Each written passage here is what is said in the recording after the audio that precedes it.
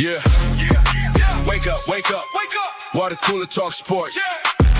Pregame playlist. Let's go. It's the pregame playlist. Turn it up, don't miss this. Turn it up, yeah. Your morning, your sports, yeah, you tapped in. You tapped in, locked in. From the highlights to the headlines, yeah, we locked in. Top stories. Water cooler talk sports, yeah, we locked in. Early morning grind, yeah, we set the tone. From the field to the speakers, now you rocking with the show. Let's go, let's go. Woo. Rocking with the show. Your morning, your sports, your playlist, your playlist. Let's go, let's go, let's go. Yes, sir, ladies and gentlemen, welcome here to the pregame playlist here on Water Cooler Talk Sports YouTube channel, man. We appreciate y'all so much, man, for rocking with us here this morning, man. Shout out to everybody that's going to be watching us live, everybody that's going to be watching us on rewatch. Man, we thank y'all so much. This is the day that the Lord has made. Let us rejoice and be glad in it. Ladies and gentlemen, this is Wednesday, August 19th. It is Hump Day. Y'all know what time it is, man. Y'all know what it is. I appreciate y'all so much, man, for rocking with us here today, man, on the pregame playlist. Get your morning started with your morning, your sports, your playlist. Ladies and gentlemen, man, we appreciate y'all so much for rocking with us here as always. Last night, ladies and gentlemen, I was tired. If you watched SEC season last night, I looked tired because I was. Got off the show, took a shower, laid down, went to sleep, and woke up early this morning at 5 o'clock. And I've been up ever since. And I've got some stuff done. Went and did my route this morning. And now I'm back sitting here in the chair, getting you all ready for your morning here, man, getting it ready to go. What's up, everybody? Hope y'all feeling good. Mario Cannon in the chat. What's up, Mario, man? Good morning to you, Mario. Man, hope you're feeling good. Hope you're feeling great, man. Hope all y'all doing well, man. Today's show is going to be a great show. What are we talking about today? Today, we're going to talk about Steve Sarkisian. We're going to talk about, what is the pressure level on Steve Sarkisian? I happen to be one of the people in America that thinks Steve Sarkisian is probably under the most pressure of any college head football coach there is in the country. I am under that impression. And I want us to dive into that and talk about that today as well. Also, in hour number 2, I don't know if people have been following this NABJ thing that happened with Stephen A. Smith, where he got the thumbs down award at the NABJ last week. But I don't want to talk about Stephen A directly. I really want to talk about sports journalism and journalism at whole. And at what point does the people that we look at, do they become entertainers and not journalists? Because I think there's a distinction there between the two.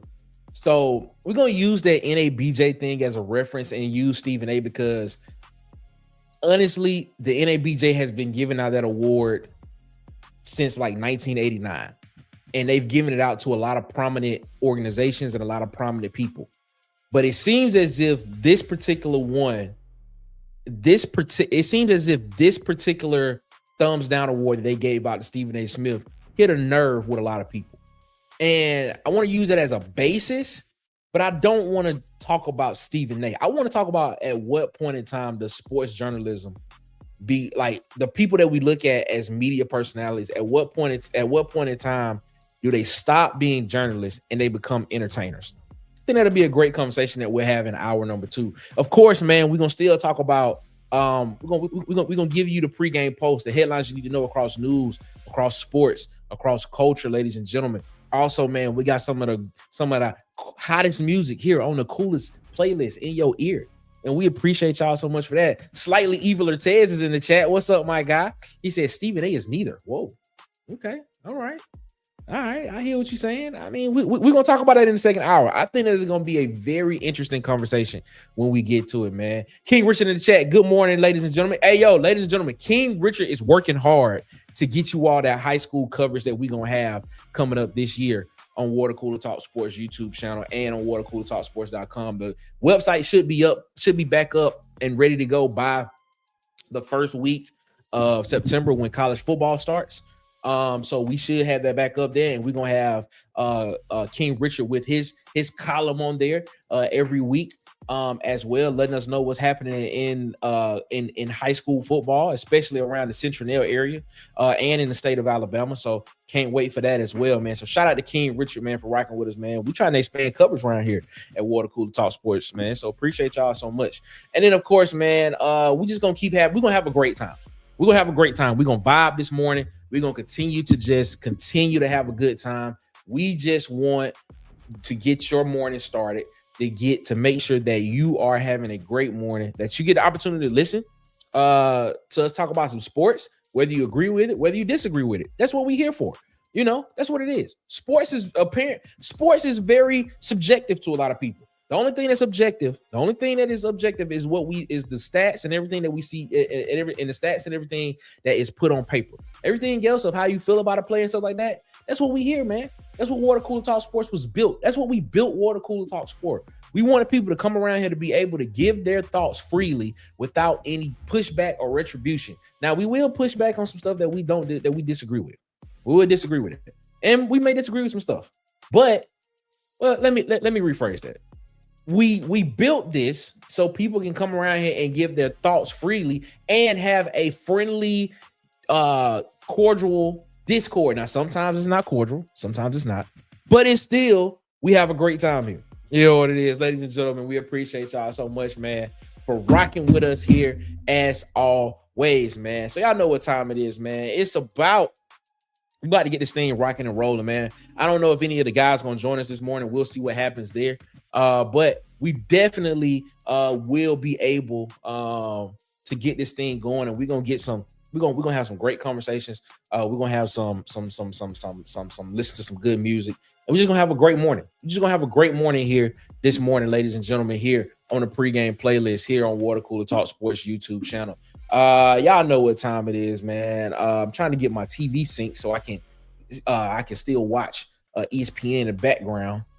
Get up while we get this thing rocking and rolling. So you know what it is. 7 minutes after the hour, ladies and gentlemen, we're gonna slide into our first break right here on the pregame playlist, man. We're gonna get this thing rocking and rolling. And our first break, we coming in right here. We coming in hot, getting it started right now. Y'all know what time it is. Let's get this thing rocking and rolling, man. Pregame playlist here in your ear, on your airway. Ladies and gentlemen, good morning to you. Yeah. Hey, you listening. If you're trying to eat like a champ today, you already know where you gotta go. Adelines by Chef Country. Smoked ribs, real flavor, no shortcuts. Yeah, they do it right. Tap in right now. Call them at 334-349-0226 or slide through at 2371 Highway 14, Otagoville, Alabama. Adelines, your official pregame meal.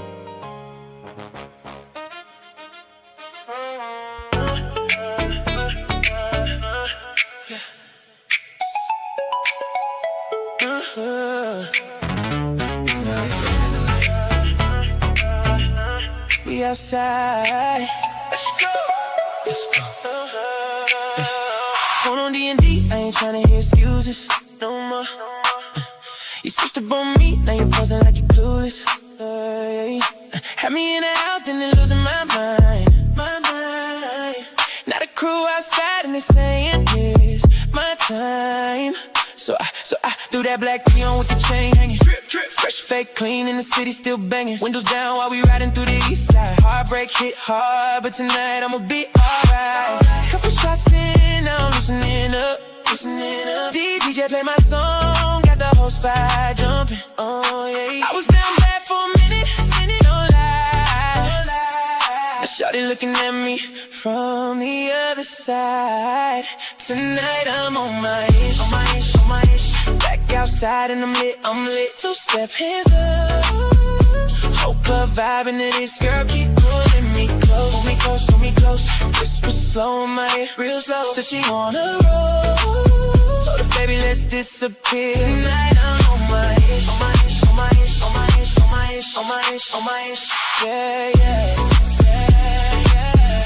Yeah, tonight I'm on my. Now we in the corner and she dance like she mean it. Skin so smooth and her body got me leaning. Brown skin glow with the lip gloss popping.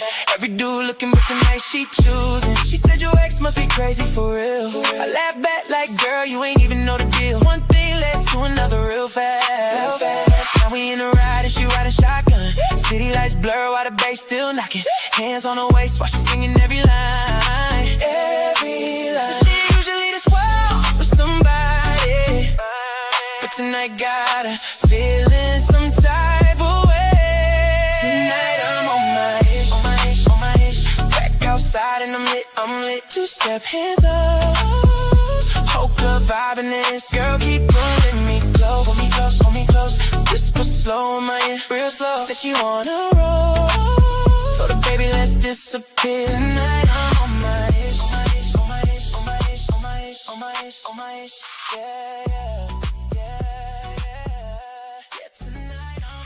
Do you drink energy drinks and then a few hours later feel sluggish? Don't worry, I got the solution for you. Try DUBBY. DUBBY is a jitterless energy drink mix designed for better focus, clean energy, and no sugar crashes later.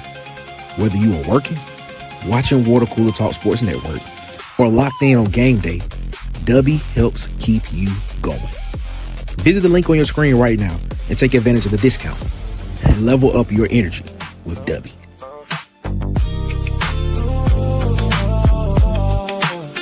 G-phone riding through the city. Yeah. West Coast slide. Slide with me. Slide. Let the top back, feel the breeze. Yeah. Palm trees, gold D's, riding slow through the streets. We don't rush, we just cruise to the beach. Slide with me, come ride. Everything clean, everything G. From the west to the south, yeah, we keep it OG. Real ones only when you roll with me. Pull up clean, candy paint dripping off the frame. Sun hitting different when you really in the game. No stress living, everything smooth. Got the city on my back, but I move how I move. Gold chain swing when I lean to the side. Shorty looking at me like she ready for the ride. I don't say much, let the vibes be loud. Whole section turn when I step through the crowd. Windows low, let the bass line knock. Every block we hit got the same vibe lock. Ain't no rush, take time with it. If it ain't real life, I don't rhyme with it. Nah, real talk. Slide with me. Let the top back, feel the breeze. Yeah. Palm trees, gold D's, riding slow through the streets. We don't rush, we just cruise to the beach. Slide with me, come ride. Everything clean, everything G. From the west to the south, yeah, we keep it OG. Real ones only when you roll with me. Yeah. Late night glow, neon lights in the rear. Engine humming low, yeah, the sound crystal clear. We ain't worried about nothing, just the moment we in. Let the record spin back, let the groove begin. Top down, hair blowing, feel the night air. Every move calculated, yeah, I move rare. OG gang, but I keep it fresh. Every step I take, gotta come correct. From the block to the stage, same energy, still the same dude, just a better me. If you riding with me, keep it solid, no switch. We don't fall, we don't break, we legit. Yeah, that's right. Keep it G. Keep it G. Keep it smooth, keep it right. Y'all already know what time it is. Yo, locked in with the pregame playlist. Good morning, your sports, your playlist. Ladies and gentlemen, man, welcome back to the pregame playlist. I know what time it is. Let's go ahead and get to the pregame post, the headlines you need to know across news, across sports, and across culture. Let's go. The pregame pulse. Headlines in culture and sports. Yeah, yo. Shout out to you all so much, man, for rocking with us here this morning on the pregame playlist, man. Let's go ahead and get to the post, man. Let's start last night in the WNBA, ladies and gentlemen. Last night, the WNBA had some games last night that happened. You had the Sparks and the Suns play each other, man, and the Suns get a win over the Sparks, 85-77, man. In that game right there, Nneka Ogwumike in a losing effort had 18 points, 7 rebounds. Derrick Hamby, 15 points, 5 rebounds. Ray Burrell, 19 points in that game for the Sparks. Also for the Connecticut Sun, Olivia Nelson, she had 18 points and 11 rebounds, big double-double for her. Kennedy Burke, she also had 17 points in this game as well. And Diamond Miller, man, shout out to Diamond Miller, man. She had 13 points in this game for the Connecticut Sun in a win. So congratulations to them for getting the win, man. We getting closer to WNBA's playoffs, so we need to start watching these games, man, as well. The Liberty, they lose to the Chicago Sky 93-86, man. In this game, Natasha Cloud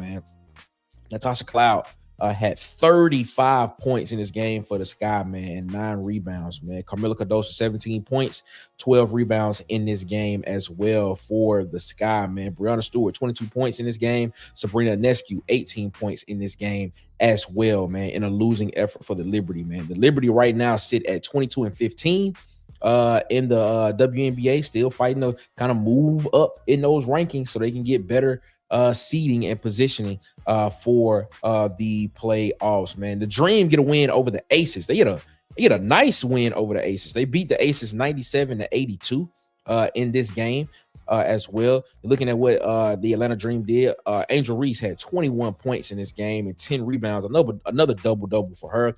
Alicia Gray, 21 points and 6 rebounds in this game as well. And then, of course, Ryan Howard, 23 points in this game for the Dream with a big win for them as well, man. Asia Wilson did her big one, as always, 27 points and 14 rebounds, a double-double for her in this game for the Aces. And Jackie Young, my favorite player in the WNBA, 24 points and 5 rebounds in this game for the Aces in a losing effort. The Aces sit at 24-13. The Dream sit at 22-13. So they are right there with each other, man. These teams are fighting for playoff positioning moving forward in the playoffs. I'm telling y'all, man, y'all need to tune in to the WNBA because it's about to get real, man. Last game on the docket from last night, man, the Fever get a big win over the Toronto Tempo last night, 101-95, man. Caitlin Clark had 24 points in this game and 7 assists. Kelsey Mitchell, 29 points in this game. Aaliyah Boston, 16 points in a winning effort for the Fever, man. Look at Marina Marbury. Marina Marbury is low-key balling in the WNBA, and I don't think people are giving her enough credit, but she is low-key balling, man. 22 points in this game for her and the Toronto Tempo. Off the bench, Anissa Morrow, who was part of that trade a couple of weeks ago from the Connecticut Sun to the Tempo, she had in this game 14 points and 16 rebounds. Big double-double for her off the bench for the Tempo and Anissa Morrow, but it was in a losing effort as well. Ladies and gentlemen, I'm telling you, you want to be a part of watching the WNBA and what is happening there, because I'm telling you, you are going to be very, very, very impressed with what you're seeing in the WNBA. And my guy Tez is coming in with us, ladies and gentlemen, to rock with us here. Tez, what's going on, man? How you feeling? I'm feeling pretty good. Y'all hear me? Yeah, we got you. We got you, man. We got you. Shout out to everybody rocking with us here in the chat, man. We appreciate y'all so much, man. As always, and the insider in the chat with us. What up, Ant, man? Shout out to King Richard, man. What's up, King Richard, man? How you feeling, man? Arbor Dad for life. What's up, man? He said, sorry I'm late, but you made it. Shout out to you, man. Shout out to you. Mario Cannon said, when this subject came up the last time, I said Sark was under the most pressure because, in my opinion, Texas has the best roster and will beat Ohio State for the whole thing. Okay, I'm gonna start this because we're gonna come back to this. We're gonna come back to that. We're gonna come back to this when we get to it, man. We're gonna come back to this when we get to it. So that's what happened there, man. In the MLB last night, the MLB, man, had a couple of games that happened. Not a couple, but a lot. Look at the Braves. They lose to the Twins 4-1. The Yankees get a win over the Orioles 3-1. The Tigers lose to the Pirates 4-1. The Marlins lose to the Phillies 6-4. The Guardians get a win over the Giants 8-1. Cardinals, they beat the Reds 3-0. The Blue Jays, they beat the Tampa Bay Rays 10-5. The Red Sox, they beat the Diamondbacks 9-4. Padres get a win over the Mets 5-2. Royals, they get a win over the Athletics 4-3. The Brewers, they beat the Mariners down 22-0. The Brewers win over the Mariners, man. No run scored for the Mariners, but the Brewers put up 22 runs in this game. The White Sox, they lose to the Cubbies 4-3. The Nationals, they lose to the Rangers 5-0. The Angels, get a win over the Astros 3-1, and the Dodgers get a win over the Rockies 7-6. That is the MLB, ladies and gentlemen. Same thing with the MLB. MLB playoffs will be starting here roughly soon. We'll start seeing guys start trying to get positioning for the pennant and for playoff positioning as well in the AL and for the ALDS and the NLDS. So we're going to be rocking that thing out to see exactly what happens there. So y'all get ready for that as well, man. Let's get this thing rocking and rolling, man, with the other stories you need to know in hour number 1 of the pregame post, man. Venus Williams gets a U.S. Open wild card at 46. USTA confirmed Tuesday that she's now the oldest single entrant in the tournament since Renee Richards played at 47 in 1981. One women's wild card is still unannounced. That's the door left for Serena, though nothing is confirmed on her end. So it seems as if Serena may have an opportunity. Venus and Serena may have an opportunity to play singles in the U.S. Open coming up. So hey, that'll be dope. That could be dope, ladies and gentlemen. I'm telling y'all might want to check that out. It's gonna be fun, man. Let's keep this thing ruled. Keep it moving. Keep it pushing.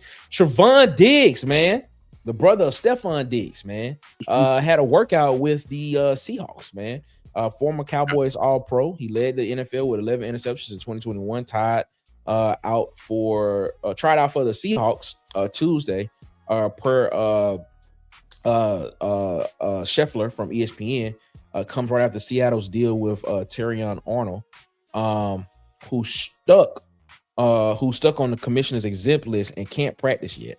That's the real driver behind this still happening. So you got Terrion Arnold, who potentially is going to be with the Seahawks, and now you go and get Trevon Diggs, who's back there because Arnold's going to be on the exempt list. What's your thoughts on that, Tess? I mean, adding quality corners the best way that you can. I like picking up Diggs, but again, that is like you said, with him being on the exempt list. Man, I drew a blank. Not Stephon Diggs, but Terrion Arnold. Yeah, mm-hmm. I don't know why I can't think of his name. Terrion Arnold being on the exempt list.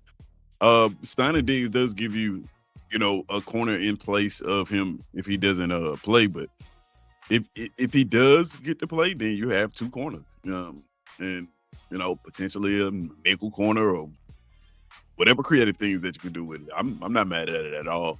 Mm-hmm. Not at all. I like it, man. Injury still going aboard in the NFL, man. Center Tyler Biadasz, hopefully I'm saying his last name correctly, was carted off at Chargers practice, man. I really hope I said his last name correctly. If I said it wrong, please forgive me. But 49ers defensive tackle Sebastian Valdez fell on his left leg / knee during Tuesday's joint practice on 11-on-11s. Tyler could not put weight on it and was carted off. He signed a 3-year, $30 million deal in March specifically to fix the offensive line. And this is not good for what they're trying to do in Los Angeles with the Chargers, especially with the pressure that is on Justin Herbert to win some games, because apparently Justin Herbert is better than Patrick Mahomes, according to Bleacher Report, which is asinine, in my opinion. Right. Oblivious, which is un-American, which is just downright wrong. That's what it is. Downright wrong. And it just got that much. It got that much harder for Justin Herbert to prove that he's better than Patrick Mahomes, which he's not, by the way. But it is what it is. All right, so hopefully we can get that injury taken care of, and we can get him back on the field in a timely manner. Also, man, another injury news: Trevor Goolsby suffered a bone bruise. Texas offensive lineman suffered a bone bruise and could be out somewhere between 4 to 8 weeks. Yeah, it depends. So huge. That is a big loss for Texas's offensive line, and I don't know, man. You know what? I don't want that to be an excuse.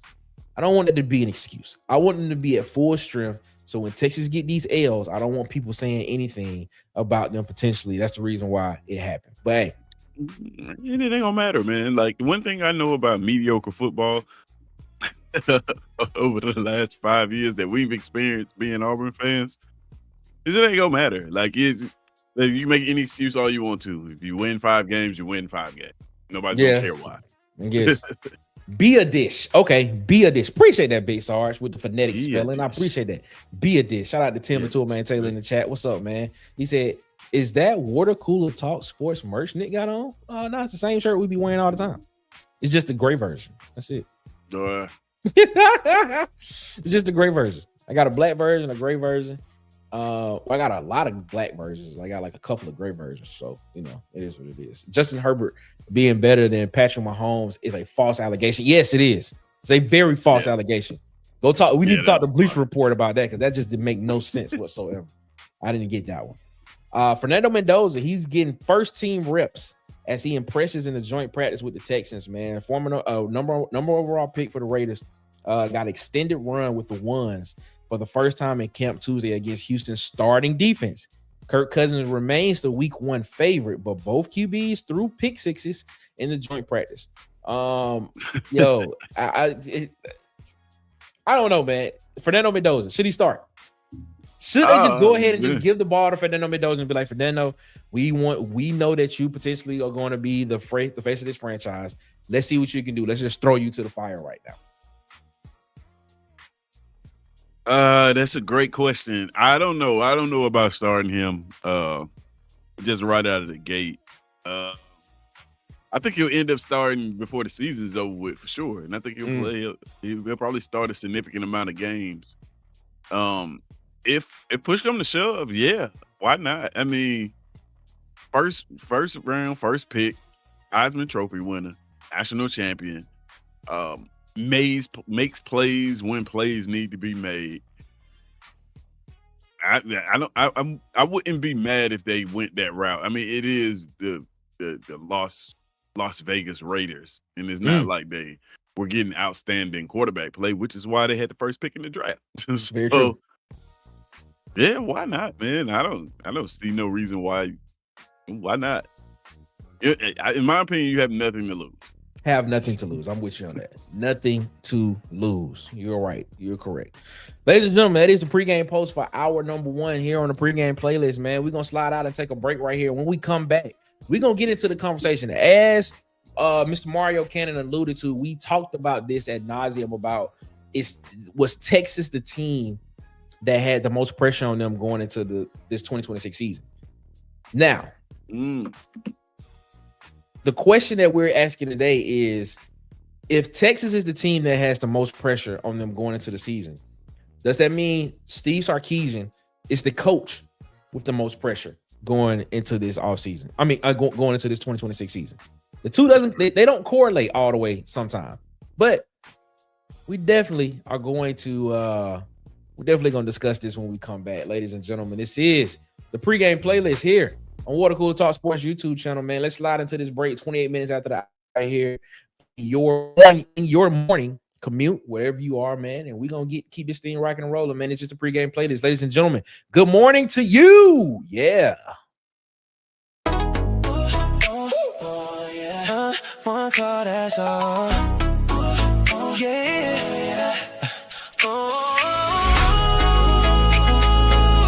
One call, that's all. Come on. Late night, you hit my line, I'm pulling up. No stress, no games, girl, you know what's up. I don't gotta say too much, you read my vibe. Every time you call, I'm on your side. That's right. You don't gotta wait, no hesitation. I'm already on the way, no conversation. When you need that love, no replacement. I'm right there, Ooh, one call, I'm there in a minute. No pause, you know how I'm living. No games, no limit. Girl, you know I'm with. One call, you don't even gotta say much. Pull up, yeah, I'm bringing that same touch. All night, we ain't never gonna rush. Girl, it's one call, that's all. Ooh, call me up, that's all. Call me up, that's all. Ooh, one call, that's all. Look, one call, I'm sliding, no delay. You ain't got a question, girl, I'm on the way. Got you feeling different when I'm in your space. Yeah, you know the vibe, I don't gotta say. Top down, late ride, city lights. You and me, that's a different type. If you need me, I'm there every time. Yeah, let's go. No second guessing when you hit my phone. You already know you ain't alone. I'm pulling up, yeah, I'm locked in. One call, I'm there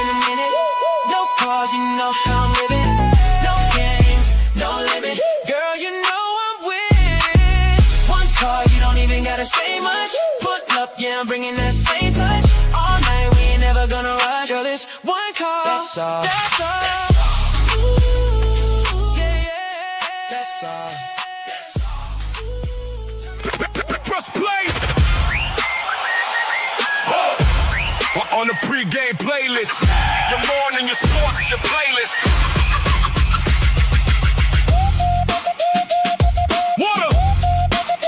Water cooler, Talk Sports Network.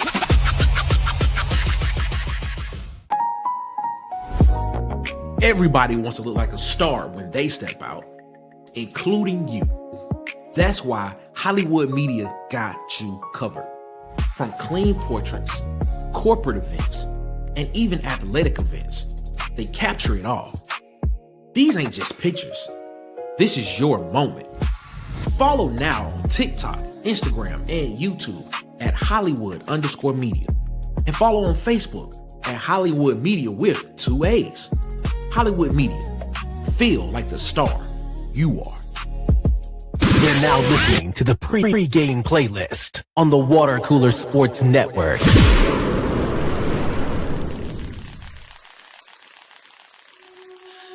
Yeah.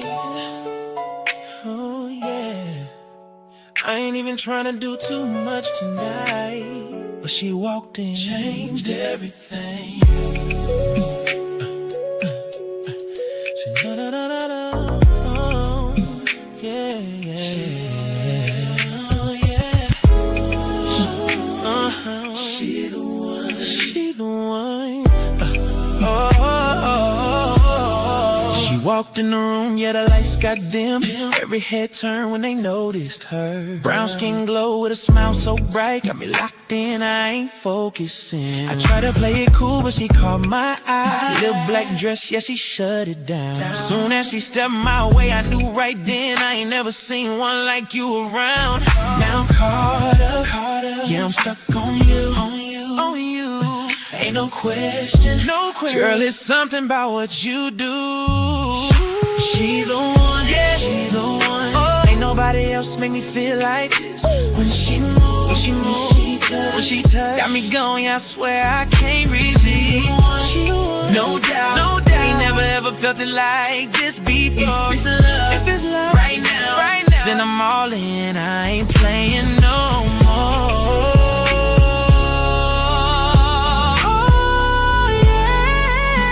My baby. Now we vibing to the rhythm, body on mine. Got me thinking I can make you my girl. Conversations got me lost in time. You ain't nothing like the rest of the world. Nah. You the type I bring home to mama. But you still got that late night vibe. Yeah. Little bit classy, little bit savage. Girl, you everything I like. I don't even care who watching. Girl, you got me all in. If this feeling what I think it is, I ain't never gon' fall back again. She the one. Ain't nobody else made me feel like this. When she moves, when she touch, got me gone, I don't ever wanna miss. She the one, no doubt. I'm locked in, yeah, I'm all yours now. If it's love, girl, I mean it, I ain't backing down. Ooh, my baby, yeah. Girl, I done been around the world, but I ain't never felt this way. You got me thinking long term, like forever ain't too far away. If you let me, I'ma show you love. Everything that you've been dreaming of. I ain't trying to rush it, but I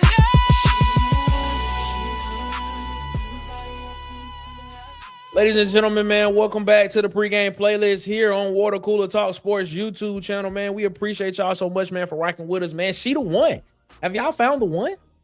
If y'all found the one, y'all need to play that song. I need to play that song for her. If y'all found her, y'all need to play that particular one. She the one. She the one. I'm telling y'all, man, ain't nobody else gonna me feel like this. I'm just telling you, man. When she moves, when she touch, I'm just telling you, man. I'm just telling you, man. You gotta play that. Ladies and gentlemen, man, let's get into this thing right here, man. Let's get into it, man. Texas. AP poll came out, and they have Texas ranked number 5. We all know that the noise that has been around Texas football this offseason when it comes to what they are looking at them doing tonight on Around the Cooler, 8 p.m. Eastern, 7 p.m. Central. We're going to talk about the AP All-American teams, first and second team All-American teams. Texas led from the school that had the most guys on there and things stuff of that nature. So added pressure. And the noise that's around this team, the noise that's around Arch, the noise that's around Cam Coleman, Ryan Wingo, Colin Simmons, the defense, offensive line, everything there. We have, I know I came to the conclusion and said Texas football team has the most pressure to win a national championship this upcoming season. Is what I've said. Now, here's a question I asked. I don't know if the fact that the team has the pressure correlates to the coach having the same amount of pressure. Could there be another coach that has more pressure than Steve Sarkisian to win? Potentially. But I'm going to ask this question to you all, to the chat, to everybody that's watching.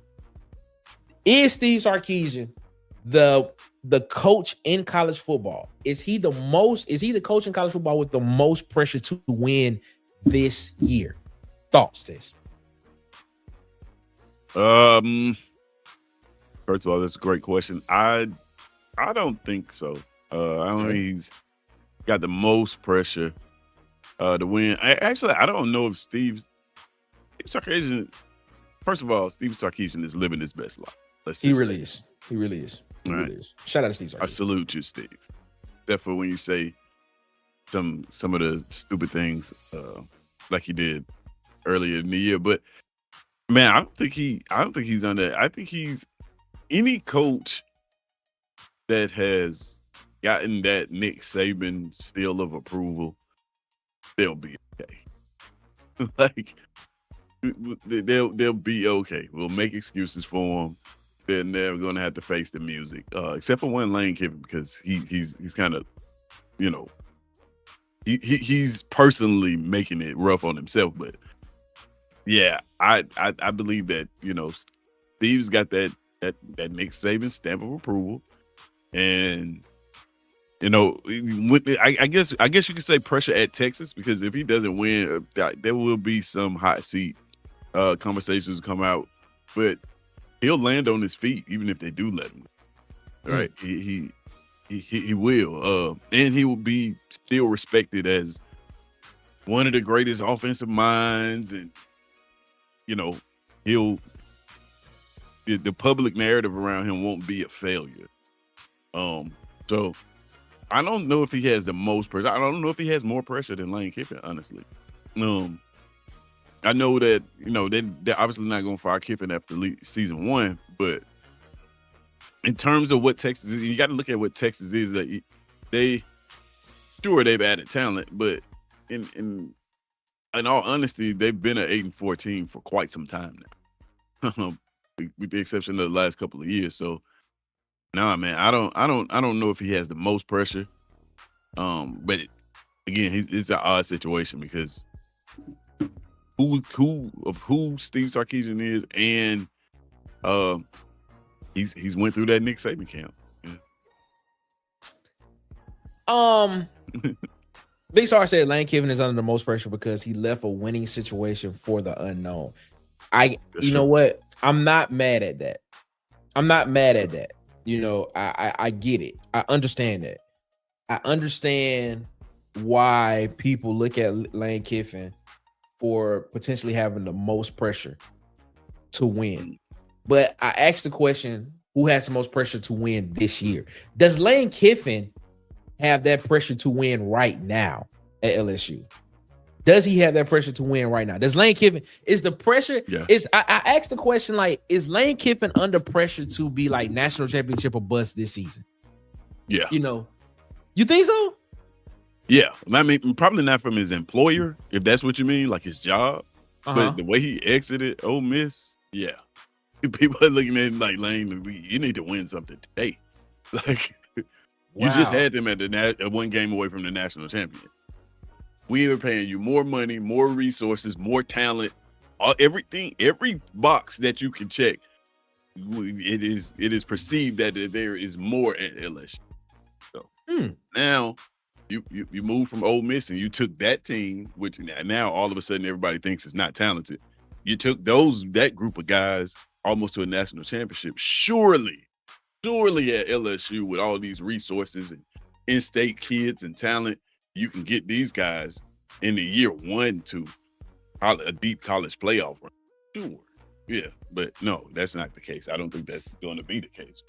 Yeah, I think it's pressure there for real. I know. I understand. It's Lane Kiffin created pressure for himself. I don't think I understand that there's pressure, but with Arch Manning, with Cam Coleman, Ryan Wingo, Hollywood Smothers, Colin Simmons, what everybody is saying that Texas could be, like, a lot of people are picking Texas to win the national championship this year. You know what I'm saying? Like, at some point in time, like, he is a new coach at a new situation. Lane Kiffin is. And I don't know if that should give him some grace, but come on, it should give him grace. You're correct. It should give him grace. Not a lot, but some grace though, is what I'm saying. Like, I get that, but I would have to say that I think, based on the narrative that is being thrown around in college football about this Texas football team, about Arch Manning, about what Cam Coleman is, and about the pressure of what the media and what people around college football see Texas, man, I think they're under the most pressure, bro. I think Sarkisian is under the most pressure to win. It was like this last year though. Was it though? It wasn't to this degree, but they were hype. You looked on the list from last year, you saw them number 3, number 2 on most lists is likely to win the national championship. The pressure, Texas is a weird. This is a weird question for Texas because Texas is always overhyped. Like they're always looked at as a team that is a 1-loss team or a 2-loss team, when in reality they've been a 3 and a 4-loss team for like the last 10 years, right? In a conference which everybody said was inferior. Now they're moving into the SEC. Yeah, like I every year Texas is gonna be, since moving into the SEC, and even before that, like, yeah, they're gonna be listed at the top of this conference as one of the better teams. Now, to be fair, the reality of it. To be fair, I do think the board. That's a good one. I'm gonna get to the board in a minute. Now, to be fair, Texas did play for the SEC championship in their first season in the conference. Before they got to the SEC, they did win the Big 12 the year before they came to the SEC, as well. So I will give them that. So I guess my pressure, I guess the pressure that I'm trying that I see on Sarkisian to go out here and win this year is the fact that you've been close a couple of times, but you haven't gotten over the hump. So I guess the pressure to get over the hump is what is how I'm looking at this. Now, I understand that there's pressure on Lane Kiffin, and as you stated, a lot of that is manufactured pressure that he put on himself and things like that. Because I still think that there's no reason why he should have left Ole Miss, a team that was 18 seconds away from winning the national championship and things stuff of that night. I mean, from playing for national championship, excuse me, to go and rebuild. I agree with that wholeheartedly. But when you look at a Texas team that has been close to being in that conversation of being a national champion, and like you said, the hype that's put on them, I think Sarkisian has some pressure on him to go out here and win a national championship. Yeah, I think it's national championship a bust for them. You think, like, from his job, like from his employer? I think there's some pressure. I think there's some pressure from Texas boosters and from Texas fans. I believe now that that's a different story. I was talking about like public perception pressure. When I'm saying, like, I don't think he has pressure. I believe like public perception pressure, because if he fails, the public perception of Texas is still going to be as high as ever. But is that because Lane Kiffin moved to LSU? If Lane Kiffin would have stayed at Ole Miss, right? If this whole Lane Kiffin saga wouldn't have happened, would there be more conversation on Steve Sarkisian? Now we talk about Texas as a whole, but when we talk about LSU, it's always Lane Kiffin and LSU. You know what I'm saying? It's never LSU. It's always Lane Kiffin and LSU. It's always Kalen DeBoer, Alabama. When we talk about Texas, it's just Texas. You get what I'm saying? Yeah. It's never Steve Sarkisian. So my thing is, like, if if Lane Kiffin would not have moved from Ole Miss to where he is now at LSU, would the conversation around Steve Sarkisian be a little bit more intense than what it is now? Is what I'm asking. Probably be a little bit more intense, but at the same, like you hit the nail on the head when you said, when you mentioned Texas, it's Texas. Yes. Right. You're not bigger than that program, right? Like, so yeah, I just don't think it'll matter, man. Like, from what I've seen from Texas, is just, and I thought it would be different with them moving into the SEC, because this what we're speaking on has existed throughout the history of Texas, right? But it's a fair point, Big Sark. That's a fair point, Big Sark. Fair point, Big Sark. My bad. Go ahead. No, I just don't think that, like, I don't think that the public perception, because he is at Texas, he's going to be under that cloak of, like, this is just Texas, right?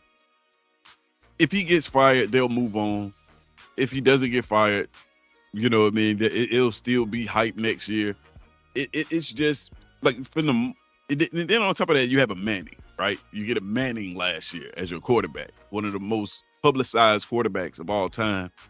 I don't know of all time, but just in recent history, who's projected to go to New York for the Heisman in his rookie first time taking the field, right? Like, there's pressure. Everything that happens in Texas is going to be like big news.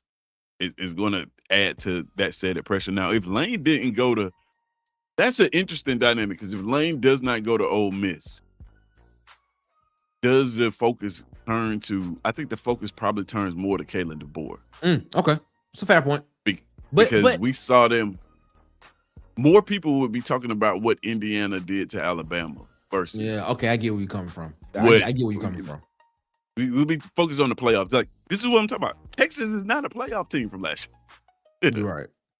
You see what I'm saying? It's like, right. we shouldn't even be having this conversation. But to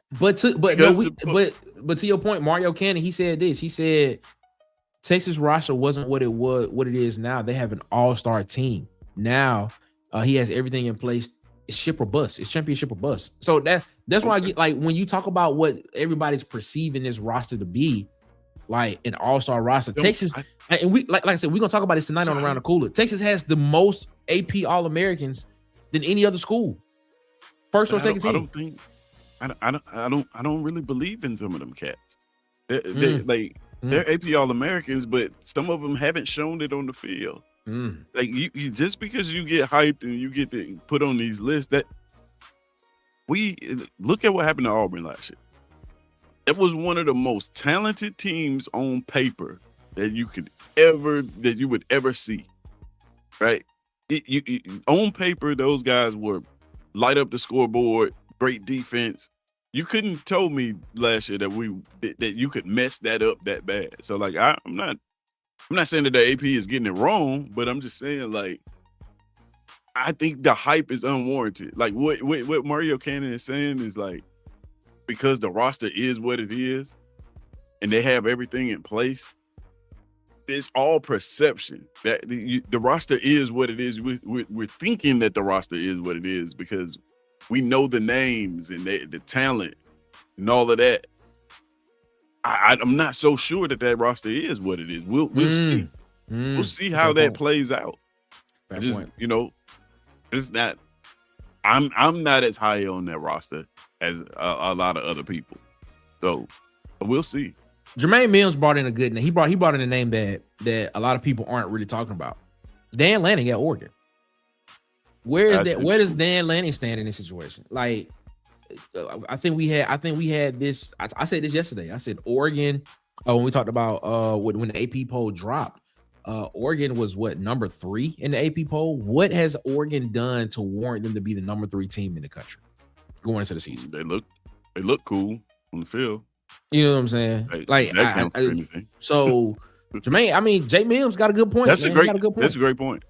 So luckily for them, they play in Oregon where they don't, they're kind of away from everything else. Yeah, he probably can do that forever, man.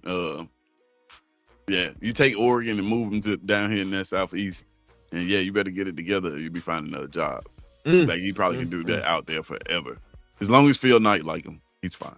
As long as that Phil Knight money still coming through, we all good in the hood over here. You know what I'm saying? So yeah, man, I look at it and I say to myself, man, it's a possibility that this thing could very well much be something that we look at and see down the road. That he might not be the coach with the most pressure, but I do think Texas's football team has the most pressure to win, in my personal opinion. That's fair. Like I said, I don't think the team and the coach having the most pressure together correlates. Because like you said, we named Lane Kiffin as a guy that potentially could have more pressure to win right now. Kalen DeBoer's name came up. Dan Lanning's name came up.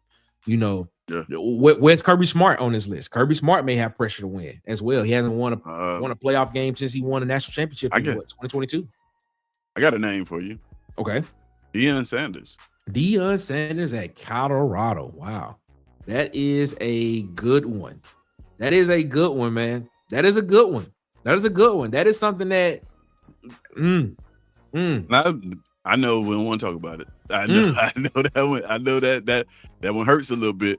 But when you think about all the coaches we just named and judge him, not by the poster on your wall, but judge him as you judge all these other coaches, and ask yourself, in reality, that was Hugh Freeze up there at Colorado putting up what they put up so far.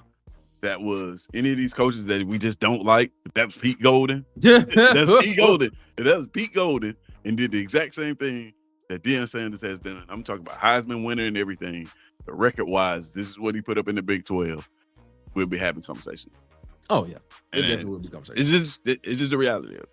Definitely will be conversations there. So that's what it is, ladies and gentlemen. Man, let us know in the chat how you feel. What coach, if not Steve Sarkisian, what coach do you think has the most pressure to win going into the 2026 football season? That doesn't mean that the team has the same pressure as the coach, because I don't think they both correlate to each other. Right. But what coach do you think has the most pressure to go out there and put up, favorable numbers in order for them to win and make a playoff run and be a national championship contender and potentially play a national championship game and possibly win? Let us know what you think there, ladies and gentlemen, man. 53 minutes after the hour, ladies and gentlemen, we're going to slide into a break right here. And when we come back, we're going to get this thing reset and get started and get ready for hour number 2 of the pregame playlist. Ladies and gentlemen, this is the pregame playlist here on Water Cooler Talk Sports YouTube channel. Ladies and gentlemen, good morning to you on this hump day. Let's go. Tell a friend to tell a friend to tell a friend. It's the pregame playlist right here on the Water Cooler Talk Sports Network. Sports fans, let me ask you something. How much time do you spend online every day? Whether you're streaming a big game, traveling to an away game, or simply browsing online, your privacy matters. Think about it. Every day we're checking scores, watching highlights, buying tickets, managing fantasy teams, shopping online, and connecting with friends and family. That's why I recommend NORDVPN. NORDVPN protects your connection with advanced encryption, helps block malware and online threats with next-gen antivirus, and keeps your personal information secure across all your devices, whether you're at home, traveling, or using public Wi-Fi. Right now, get 76% off plus 3 extra months with a risk-free 30-day money-back guarantee. Visit our link today and support Water Cooler Talk Sports while protecting what matters most. NORDVPN. Security. Privacy. Peace of mind.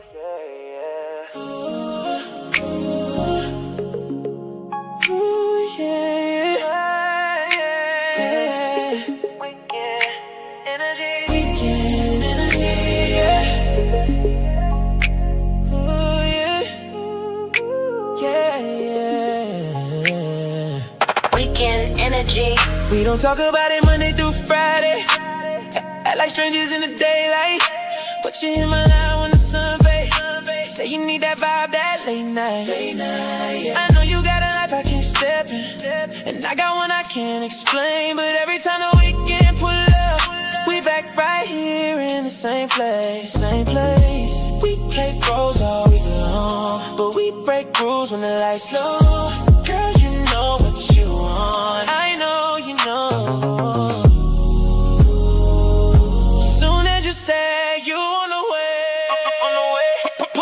It's that weekend energy. Only time you belong to me. Belong to me, to me. We ain't gotta say what this is. We just let it be, what it be. Yeah, just let it ride. Friday night you switching sides. By Saturday you in my sheets. Sunday morning we pretend, but tonight you all I need right now. That weekend energy, yeah.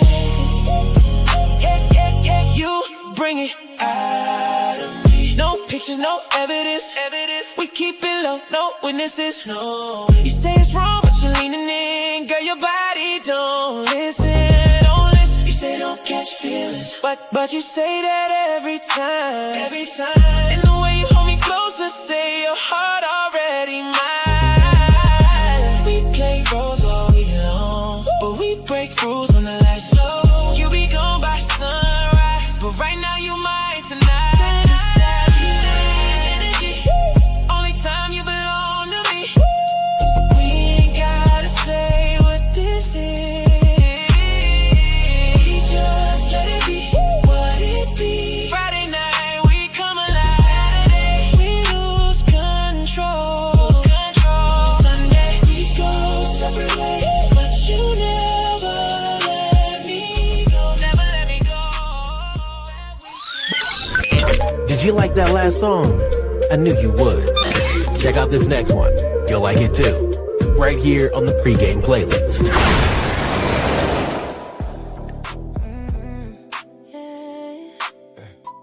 Take your time. Ain't no pressure, No rush, ain't no rush. no rush, We can take it slow, don't you worry about us. no worry. Just vibe with me, yeah, that's more than enough. I like how you move, boy, you smooth with the touch, so smooth.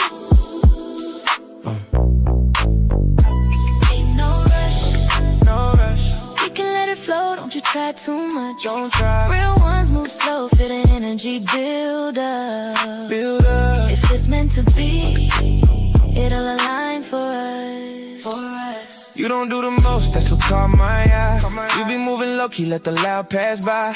Confidence quiet, you don't gotta try. That's the type of energy I can't deny. I approach slow, I ain't pressing the issue. You gave me a look, I could tell it was mutual. Ain't no need to rush, I'm intentional. If it feel right, it could turn to something beautiful. Now we riding city lights off the glass. Conversation got depth, yeah, it's built to last. You ain't worried about the moment, you just let it pass. And I respect that girl that's ready to have. Ain't no rush, No rush, we can take it slow, don't you worry about us. don't worry. Just vibe with me, yeah, that's more than enough. I like how you move, boy, you smooth with the touch, so smooth.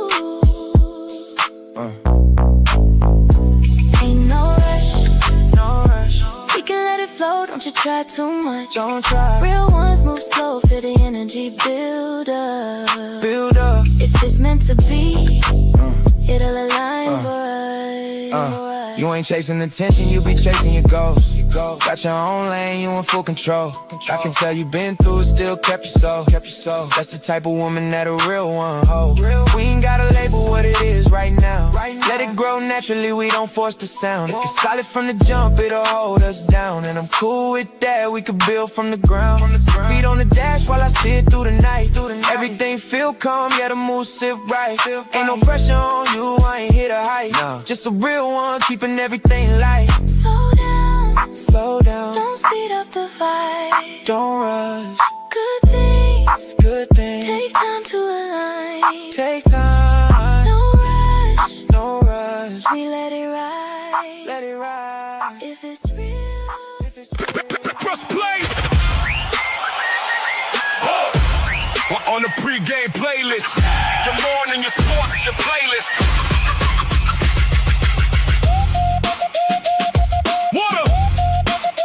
Water cooler. Talk Sports Network.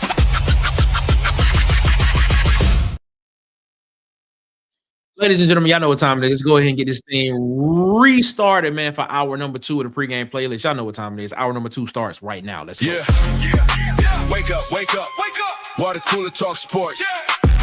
Pregame playlist. Let's go. It's the pregame playlist. Turn it up, don't miss this. Turn it up, yeah. Your morning, your sports, yeah, you tapped in. You tapped in, locked in. From the highlights to the headlines, yeah, we locked in. Top stories. Water Cooler Talk Sports, yeah, we locked in. Early morning grind, yeah, we set the tone. From the field to the speakers, now you rocking with the show. Let's go, let's go. Rocking with the show. Your morning, your sports, your playlist, your playlist. Let's go, let's go, let's go.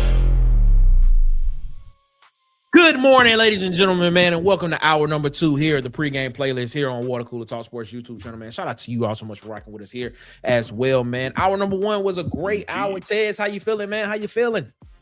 Man, I'm feeling pretty good, man. How about yourself? Man, I'm feeling great. Feeling good, man. Hour number 2, I think, is going to be one of the better discussions that we've had on this show since the show started. And it hasn't been that long since the show started. But I think this is going to be a really good discussion in hour number 2. Hour number 1, we talked about what coach has the most pressure going into the 2026 season. A lot of names came up. I said I think Steve Sarkisian has that.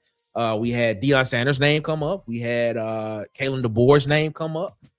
We had Dan Lanning's name come up. Jay Money comes in and says it's some coordinators with some pressure to perform this season as well too. I like that. You know, that's a good point too. King Richard said Luke Fickell at Wisconsin. He may have some pressure on him as well. You know, Mario Cannon, he says, man, that's a very good one. You know, I know I'm going to get canceled for this, but Deion is more of a motivational speaker than a coach. I say Colorado 2-9 this year, and Prime is relieved of his duties. Whoa. No, we don't want Prime relieved of his duties, but I get where you're coming from. 3, I got Jay in the chat. He said you can argue Golish is under pressure too. Bringing his guys with him killed all grace, in his opinion. You know, I mean, a lot of people look at it from a lot of different perspectives of who has the most pressure to win this year in college football. And that's the beauty of this. That's the beauty of Water Cooler Talk Sports. You come around the cooler and you say what you say and you stand on it. That's our motto. We taught that score. What about I just thought of a name though. Like, what about P. Golden, right? You think there's pressure for him? Do you think he feels pressure to, because of what the team was last year, to follow in that and produce at the same clip? Yes, I do. I do think there's pressure on Pete Golding to go out here and win some games. But did Pete Golding earn him some leeway by being the coach that went into the postseason when people thought, I think a lot of people felt that Ole Miss would beat Tulane in the playoffs, but I don't think nobody picked Ole Miss to beat Georgia in the college football playoff. But he went in and did that. Do you think that earned him some grace? And then the way that he played against Miami, the way that he coached the game against Miami, do you think that earned him some grace with some fans? It depends. Yeah, with Ole Miss fans, I think so. I think it earned him a bit of grace. Probably he's probably not gonna lose his job. You know, they'll give him the grace there, but the thing about it is that as long as he's there under what Lane Kiffin did there, that whole thing about, well, you can win 8 games at Ole Miss and be fine, that's no longer. Right? That only exists if the team is like perennially bad. Ole Miss, thanks to Lane Kiffin, has been a pretty decent football team in the last couple of years. Yep. That fan base and everybody are expecting that or better, right? Then the narrative, oh, well, you'll never win a national championship at Ole Miss. You can't win a national championship at Ole Miss. That's dead. Like, they almost did it last year. That should let you know that narrative is false, because had Lane Kiffin stayed at Ole Miss, they probably would be projected to win a national championship this year. They probably be the favorite. So, especially with all the additions that they brought in. So, yeah, man, I think he's got pressure there, because I don't think Ole Miss is the same place it used to be. I'm with you on that. Back when you could win 8 games, you know, be fine. Yeah. Yeah, I agree. I agree with you there, man. Ole Miss has to be in the CFP talks going into November. I'm with you. I think they will be. I think Ole Miss will be in those CFP talks come November. So, I'm with that. I'm rocking with that wholeheartedly. I really do believe that they will be. Yeah, the Deion Sanders one, man. I don't want to get deep into it, but the Deion Sanders one is very, very interesting. And It's not me. It's not really. Nah, because I said this was gonna happen when he got there, and then I got crucified online. But yeah, just need to hear that. No, I feel where you coming from. I knew he was gonna be here at this very moment. I knew it. So Deion has been there. First season there, they went 4-8. Second season, they went 9-4. Last year, they went 3-9, 4-8, something like that again. So Juju Smith-Schuster, not Juju Smith-Schuster. What am I talking about? Good God. God, dog, man. Well, I'm thinking of Juju Smith-Schuster because he got released from the Giants, apparently. Yeah. That was the wrong. That's not it. Juju Lewis. Thank you. There we go. Coming into his second year, potentially will be the starting quarterback at Colorado. Do you not think that having him in the fold now, another year underneath what they want to do, we will see a different result from Colorado? There was a video that went around, and a lot of people were clowning Colorado because they was looking at the team and they was like, "Yo, these dudes look like JV dudes on the football field," not knowing that the dude that they had in the video was like the number 2, number 3, number 1 player. He was like a top 3 player in the state of Texas coming out of high school or something like that. Do we not think that Coach Prime has seen that and he has probably retooled that program to fit to where they need to be? Because 9-4 is now a distant memory. I think he need another 8-9 win season in order for people to actually look at it and be like, all right, where we going with this thing? What's your thoughts on that? I think he needs another Heisman Trophy winning. Oh my God! Man, Travis Hunter, and you need another quarterback like Shedeur Sanders is what you need.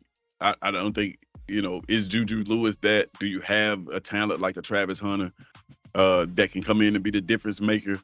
Bro, because I hate that. I'm just be honest with you, like, I hate that the narrative, because Deion Sanders is one of my favorite players all time, right? Former 49er, love Deion Sanders. And I hate that we're at this place where he's going to be judged somewhat unfairly, right? He's going to be judged off of hype. And this is what I was afraid of when he got there. Is like, you're going to be judged off of hype because it was happening then. He comes in, wins 4 games. Everybody goes crazy because they won, 2 games the year before? And then he comes in and wins, and the next year wins 9 with a Heisman Trophy winner. And everybody's like, oh, he turned his program around. And then guess what they do? They regress right back to the mean. Right. This is Colorado football. What is, like you said, what they want to do? Can Juju Lewis execute what they want to do? What do they want to do? From the moment Deion said the touchdown at Jackson State and at Colorado, I asked the question, like, what type of football team is it? What is the identity of this team other than the pomp and circumstances that you see online? Like, what kind of offense would you run? When you get into a debate with somebody about Colorado, ask them questions like that, and you'll see that, like, they really don't know. Because it's really vague. Like, what are they trying to do?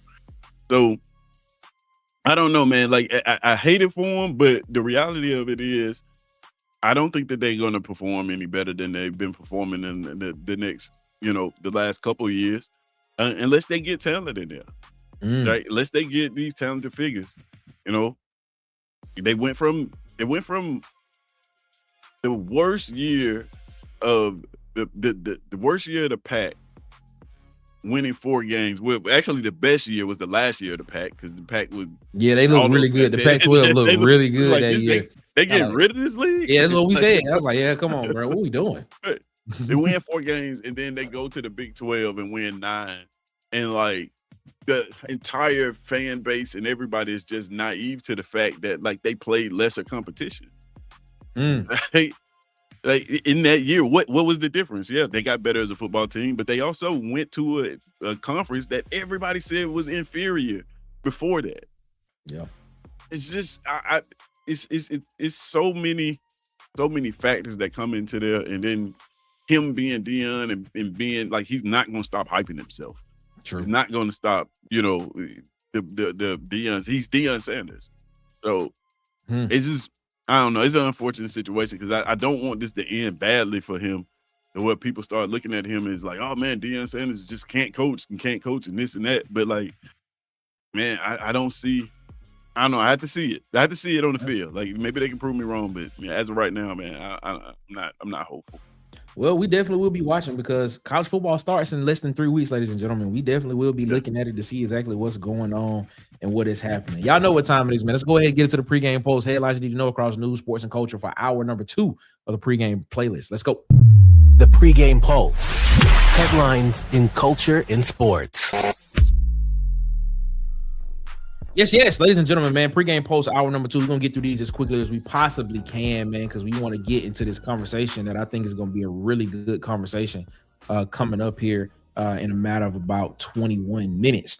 A group including Jeff Bezos is planning to buy a minority stake in Liverpool, the soccer team. It was confirmed Friday that consortium 1892 Holdings, led by Amit Bhatia. Hopefully, it's hard. It's hard to say these names, man. Bought roughly 30% of the club, valuing Liverpool near 7.1 to 7.4 billion dollars. FSG will keep majority control. This is Bezos' first ever sports investment. So, hey, looking at these billionaires, these tech billionaires, and these people that have made a lot of money in other ventures, they are looking to get into sports ownership. Unlike some other people that are trying to sell teams. Roger Goodell said there is no doubt the NFL will have a team based outside of the U.S. So he's basically saying that the NFL will have a team outside of the U.S. We will have a international NFL football team. Said in an interview with a German broadcaster, RTL, which was published yesterday. He was very definitive and not really hedging when he was saying this. In 2023, he said he didn't know. 2025, he said there's potential. Now he's saying that there would definitely be a team outside of the outside of the United States with the NFL. So I'm telling you all, ladies and gentlemen, man, it's going to happen. We're going to have international football. And the thing about it, too, is that there will be some international games that will be played this year. And I might have to get up a little bit earlier to watch those games as well. So NFL is going international. You know what? This reminds me of the time back in the day when the NFL had international teams. Like, I think they had a Germany team at one point in time. Because I remember playing the game that there used to be, international teams that was in the NFL as well.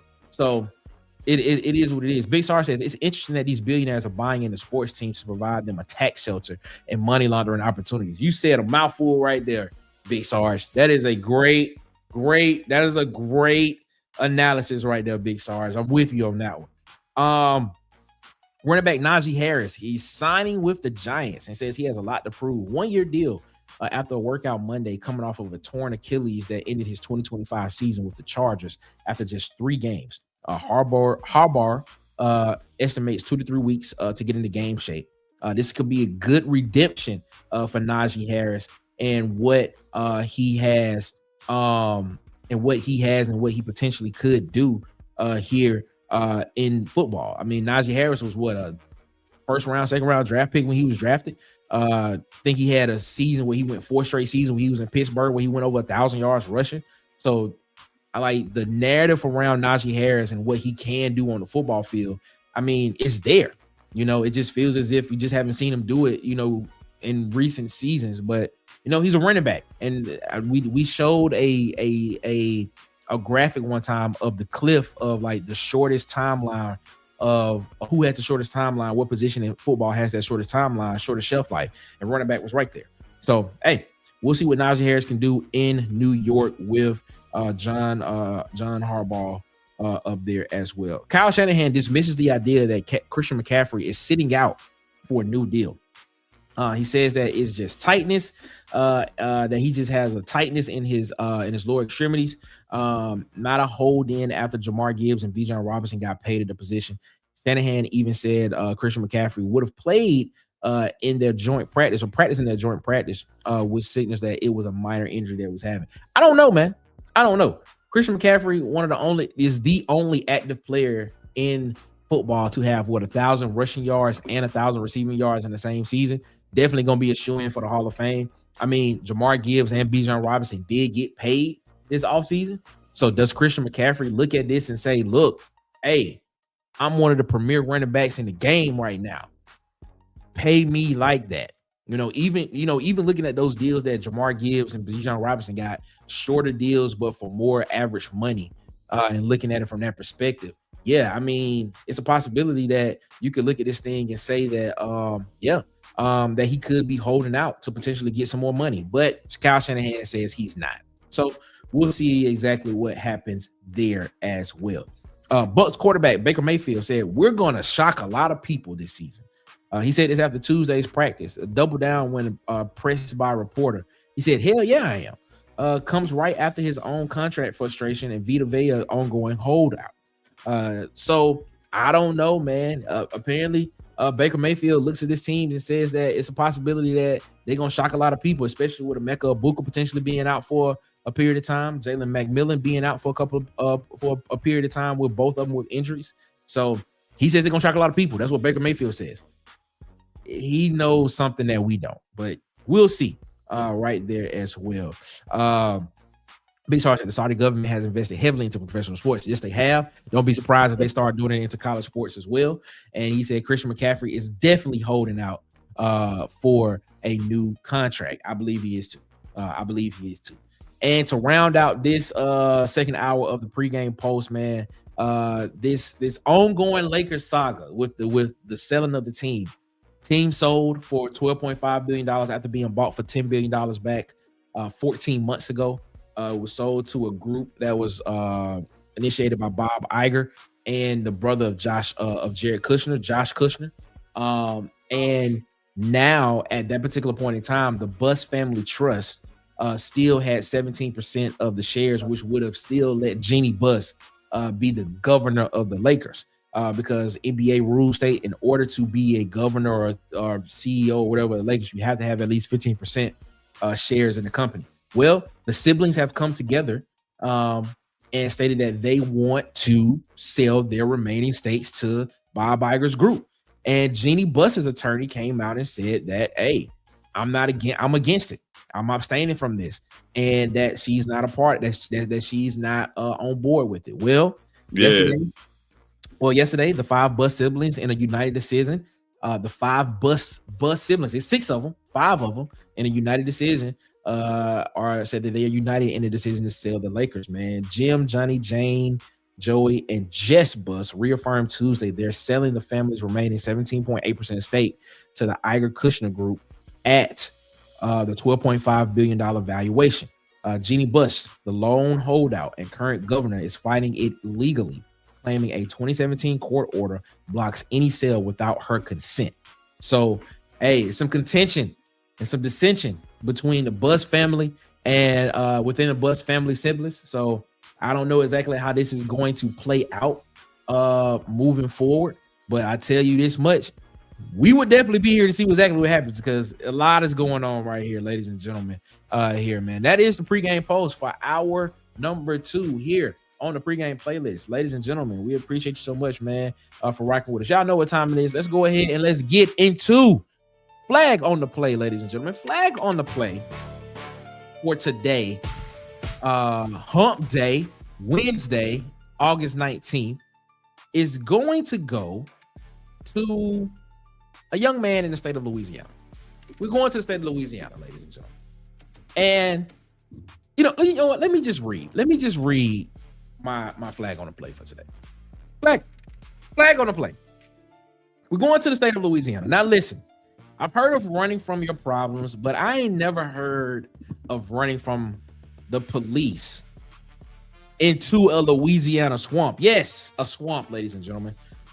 This is not water. That is an alligator subdivision. That is their neighborhood. You didn't run away from police. You ran into somebody else's hood, somebody else's neighborhood without checking in. What are you doing, man? According to Louisiana State Police, 40-year-old Victor Rivas was pulled over after troopers located his Toyota Supra following reports of reckless driving and a crash. Police say Rivas showed signs of impairment. And that's when our brother apparently had a decision to make. Cooperate with the police, get yourself a lawyer, or jump off the interstate into a damn swamp. Victor said, let me get the swamp for 500, Alex. Now, somehow, Victor temporarily got away. Police later spotted him walking along Highway 61. So understanding something, he made it out of the swamp the first time around. You're back on solid ground. The Lord has given you another opportunity. Your ancestors are looking down saying, just stop, please, just stop. But apparently Victor looked at the police, looked at the swamp and said, hey, let's go for round 2. And went back into the swamp. Brother, the first swamp wasn't enough, my guy. What are you doing? It's like getting kicked out of the club, making it all the way to the parking lot and saying, oh, hold up, I'm finna go back in there. Bro, just take the charge and go home. Fight it in court, man. But this time, the swamp said, oh, you back. That's what the swamp said. Because according to authorities, while Rivas was trying to swim across a canal, an alligator attacked him. At this point, Mother Nature had joined the task force. The police couldn't catch him, so Louisiana said, don't worry about it. We got somebody in the neighborhood. Here comes Officer Gator. No badge, no body cam, just teeth and a strong commitment to public service. And the alligator reportedly injured both of Rivas's arms. Now listen, if I'm running from the police and an alligator attacks me, I'm done. Officers, take me to jail. You want my fingerprints? Take all 10. Just get me out this swamp. But police said Victor kept trying to get away. Victor, stop. The police said stop. The gator said stop. Your arms said stop. Who else needs a vote, my guy? Eventually, authorities used a drone to locate him. So let's check today's starting lineup. Louisiana State Police, the Sheriff's Office, a drone, and an alligator. Sir, you had a whole Avengers coming after you. Chased by land, tracked by air, attacked by sea. That's not an arrest. That's a Call of Duty mission. That's what that is. And yes, driving while impaired is serious. Don't drink and drive. Call an Uber. Call a Lyft. Call your cousin. Hell, call your ex you swore you would never call again. Just don't drive impaired. And if you've ever been pursued by police in Louisiana, do not run into a swamp, ladies and gentlemen, because apparently they got aquatic backup. So Victor Rivas, for allegedly turning the DWI investigation into a triathlon, for escaping one swamp and deciding you apparently needed more swamp, and for getting attacked by an alligator and somehow still trying to get away, sir, you have earned this flag on the play. Run Cherry. Give this man flag on the play, sir. Personal foul, 69, offense. He was giving them the business. He played it there. Yeah, man. Flag on the play goes to Rivas. He decided he wanted to jump into a swamp and get away from the police by trying to fight some alligators. In Louisiana, by the way.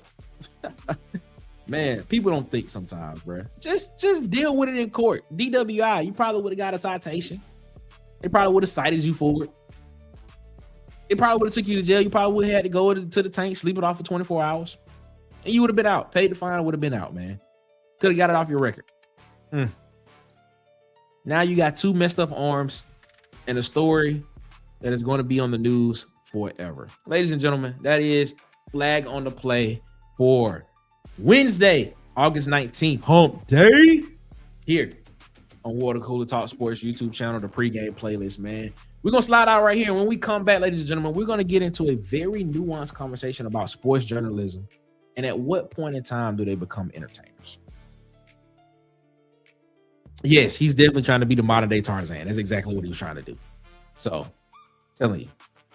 Ladies and gentlemen, I want y'all to stick around for this conversation because I really believe this is going to be a great conversation that we're going to have. Hopefully, Tez can come back with us when we get back home. But we're going to slide out right here, man. We're going to take a break right here, ladies and gentlemen, 25 minutes after the hour. We're going to slow it down a little bit. Let's play a little bit of that R&B style. Let's get a little bit of R&B style vibes in here. Pre-game playlist, ladies and gentlemen. Water Cooler Talk Sports YouTube channel. 25 minutes after the hour. Y'all know what time it is. Good morning to you. I used to think attention meant something.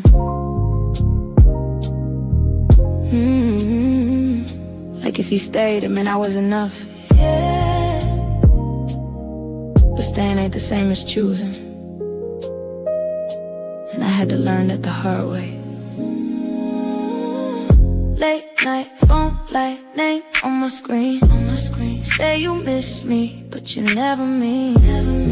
Pull me in just to push me out.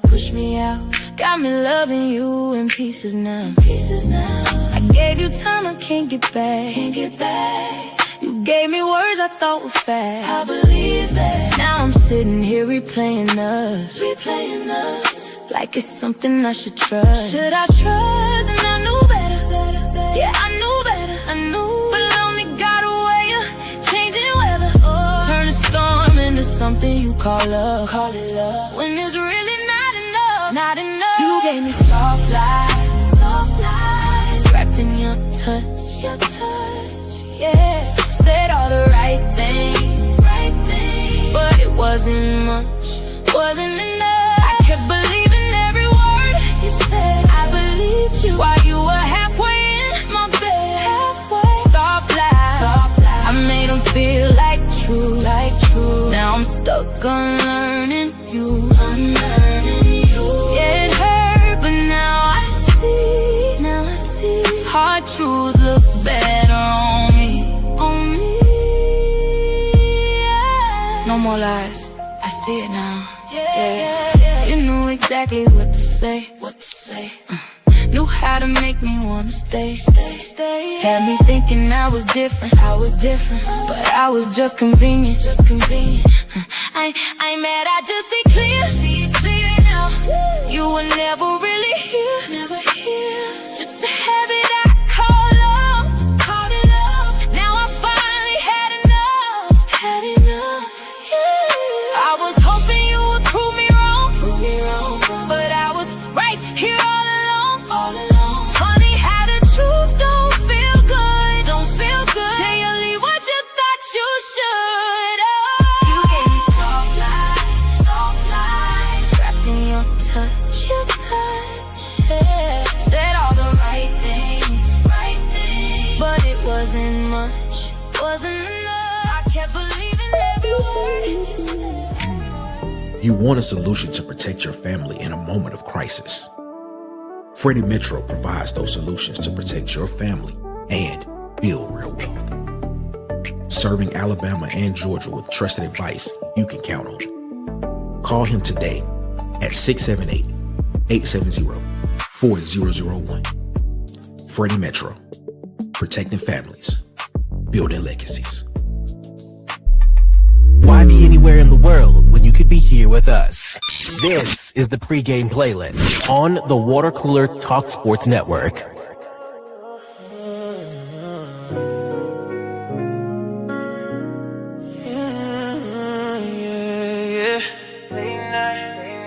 You ain't even gotta say nothing. Just ride with me.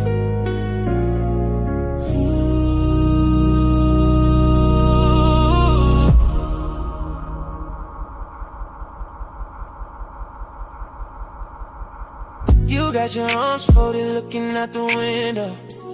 Street lights dancing off your skin though.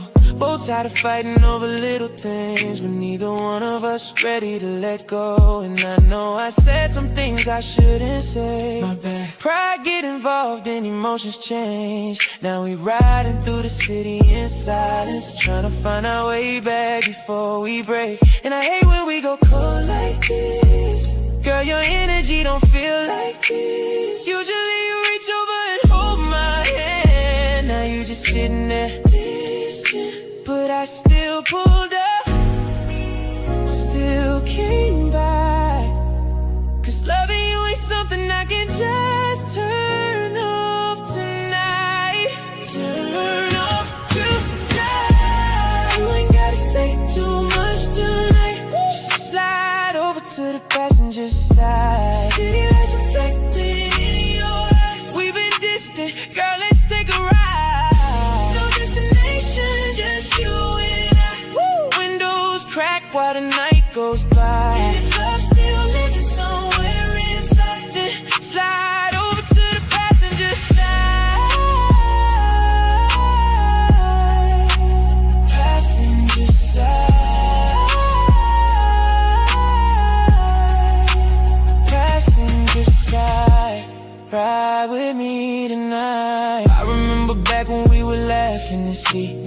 phone face down when you next to me. Got me wondering if it's somebody else, or if we just lost what we used to be. And I ain't perfect, now I know my flaws. I know too many late nights, too many missed calls, but every time you leave, I swear it feel wrong. Like the whole city quiet when you gone. And I don't wanna start over, I don't wanna let go. Too much history between us, too many memories on these roads, girl. Look at me, do you still feel something? Cause even in this silence, your presence still means something. And if this our last ride, let me make it right before you say goodbye tonight. Oh, you ain't gotta say too much tonight. Just slide over to the passenger side. City lights reflecting in your eyes. We've been distant, girl, let's take a ride. No destination, just you and I. Woo! Windows crack while the night goes by. And if love's still living somewhere inside, then slide. Get your morning started. Yeah, with the pregame playlist. Your morning, your sports, your playlist. Let's go. Welcome back to the pregame playlist here, ladies and gentlemen, man, here on Water Cooler Talk Sports YouTube channel, man. We appreciate y'all so much for rocking with us here as always, man. This conversation can go in a lot of different directions that we're about to go into, ladies and gentlemen. As you all know, the pregame playlist, man, we talk sports, we talk culture, we talk news. That's what this show was built for. The show was built to kind of be an all catch-all show for everything in those spaces and genre. Gives us the ability to talk about other things just about sports sometimes. And most of the time we're gonna talk sports, but it's gonna be sports adjacent or sports connected. Rudy the Boxer in the chat. What's up, Rudy, man? Hope you feeling good. How you feeling, my guy? What's going on, man? Shout out to you, man. Silent. If you have not been following the news lately, in sports, sports media, politics, and things of that nature, NABJ, National Association of Black Journalists, has their annual gala, their annual convention every year. This last week, they had their convention in Atlanta, Georgia. And this topic, the topic we're going to talk about is not about what happened there, but it kind of connects to the overall arching of where we want to go with this conversation. At the conference, they have a gala, and they give out an award to where it's called the Thumbs Down Award in NABJ. They give out a Thumbs Down Award. This is not the first time they've given it out. Some years they haven't even given it out. But they have given it out. I think the first time they gave it out was in 1989. Was the first year they gave it out. And they've given it out consistently, but some years they skipped over and not giving it to anybody because they seem fit to not give it out to anybody. And the whole point of why they give it out is because they give it out to organizations, individuals who do things that are disparaging or harmful to the black community and black journalists and black and people in the field of journalism as well. Now, CNN has gotten it. The Washington Post has gotten it. Pat Buchanan has gotten it. CBS has gotten it. BET, I believe, got it. Ebony Magazine has gotten the Thumbs Down Award from the NABJ. And there have been a number of individuals that have gotten the Thumbs Down Award as well. But recently, NABJ gave the Thumbs Down Award to Stephen A. Smith. That's who they gave it to. And this has caused a major uproar across social media. Stephen A. Smith did not take well to it. He put out a 44-minute and 44-second video responding to him getting the Thumbs Down Award as well. And he basically said that it was political. That's what he said. He said it was political. He said that the left and all this type of stuff, it was some a couple of people on the board who didn't agree with him. And if you want, go watch the video. Go watch the video on Stephen A's channel.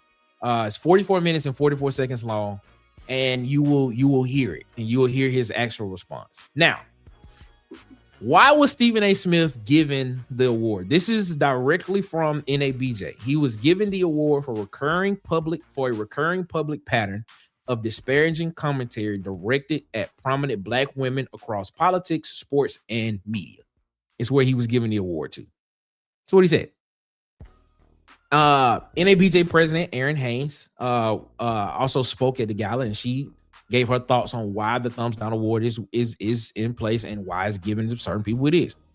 But like I said, that was just a setup to what we are actually going to talk about. I'm not talking about Stephen A. Smith and him getting the thumbs down award, because other people have gotten it. More prominent people and more prominent organizations have gotten it. Networks have gotten it. Networks have gotten it than Stephen A. I just feel like Stephen A. is just in his feelings a little bit. Of course. And it is what it is. Now he cites that, well, I took first take to the NABJ in 2024, 2025, and all things stuff like that. Okay, it's great. You know, things like Jamel Hill and Michael Smith with his and hers were the first. And I remember on ESPN were the first ones to take an ESPN show to something Black. They went to Howard's Homecoming. They went to Howard's Homecoming. I remember that. That's the first time you're right. I remember You're them 100% doing it. right. You know, and things and stuff of that nature. Like, let's just be real about that. Now, that's the setup to what we're talking about. The question that I want to ask is sports. We talk about sports journalism, right? At what point in time, when we look at media personalities, do they stop becoming journalists and they start becoming entertainers? like I really want to have this question. That's a great question, bro. I really want to have this question because Michael Wilbon was on a podcast. I can't remember the podcast he was on, and he was specifically asked about Stephen A. Now, Stephen A., this is not a down Stephen A. thing. Stephen A. is at the top he's at the top of the industry. You know what I'm saying?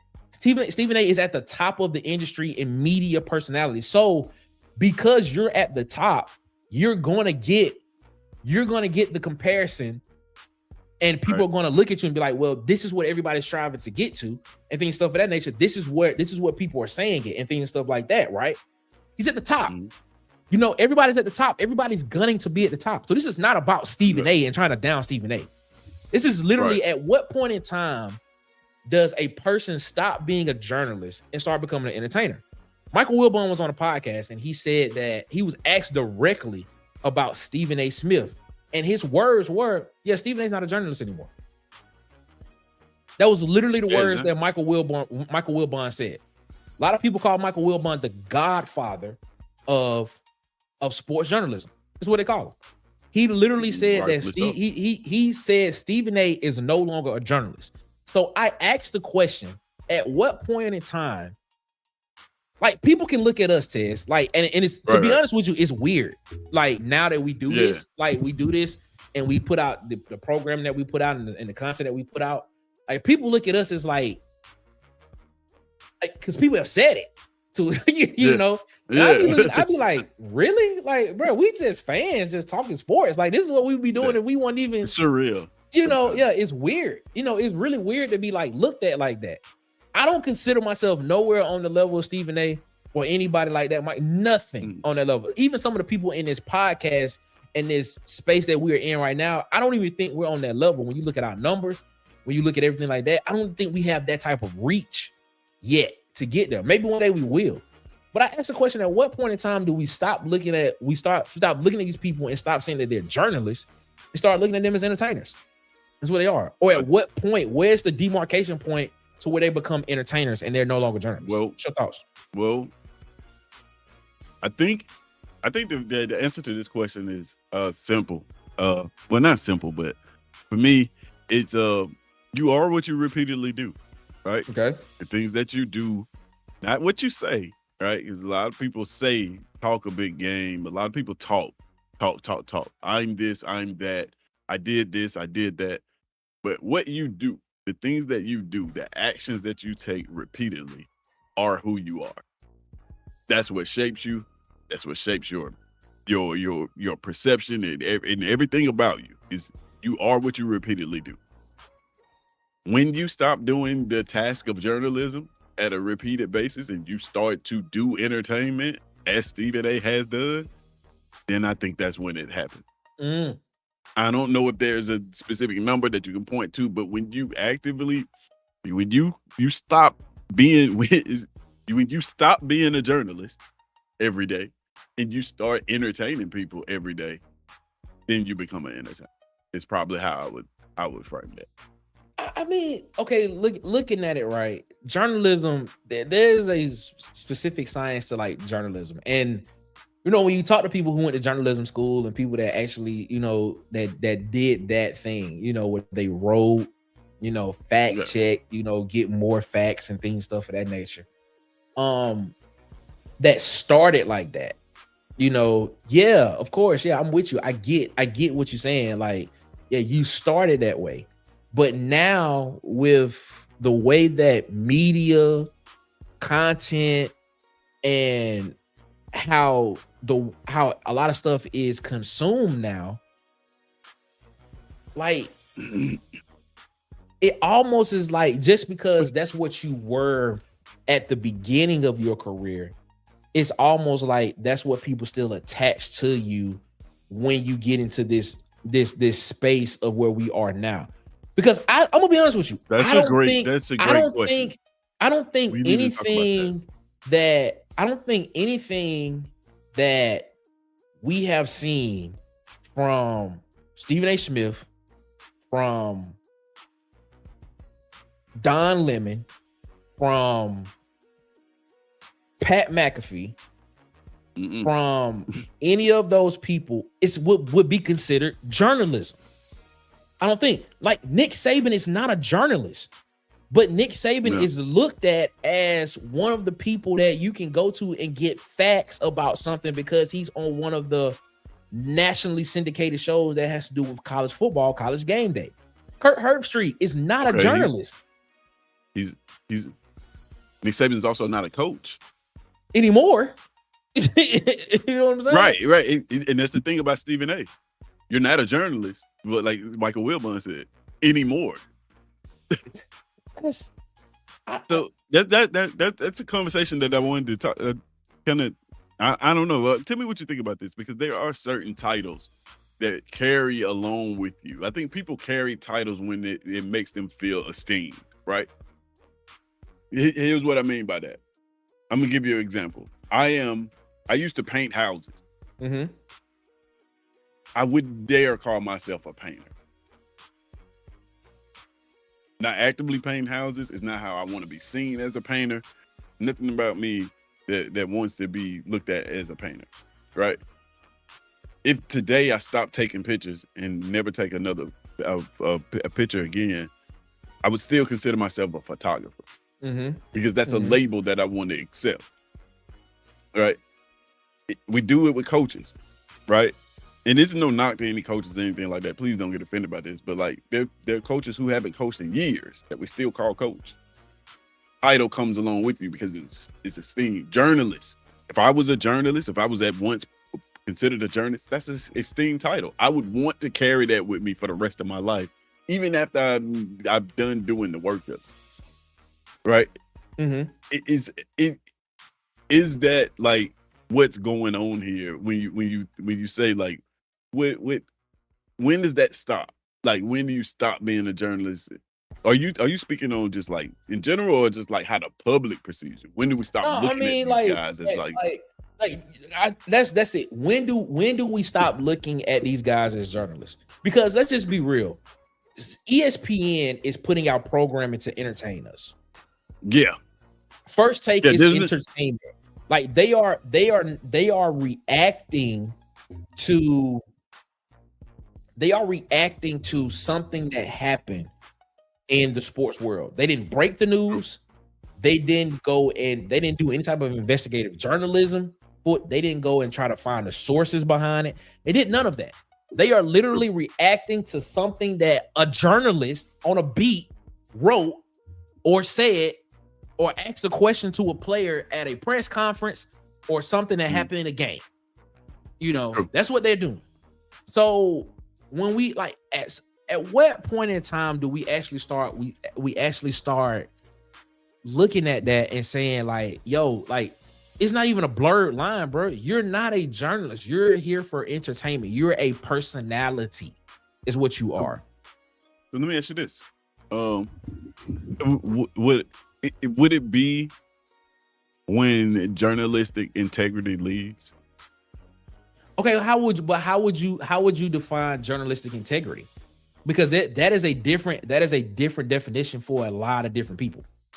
Yeah, well, what I mean is like, yeah, that's a great question. How would you define it? But like you said, citing the sources, breaking news, writing articles in a way that's respectful and not as, you know, not your own speculation, telling the facts, things like that, right? Just the factual aspect of delivering information that you reported on or you're writing on. Mm-hmm.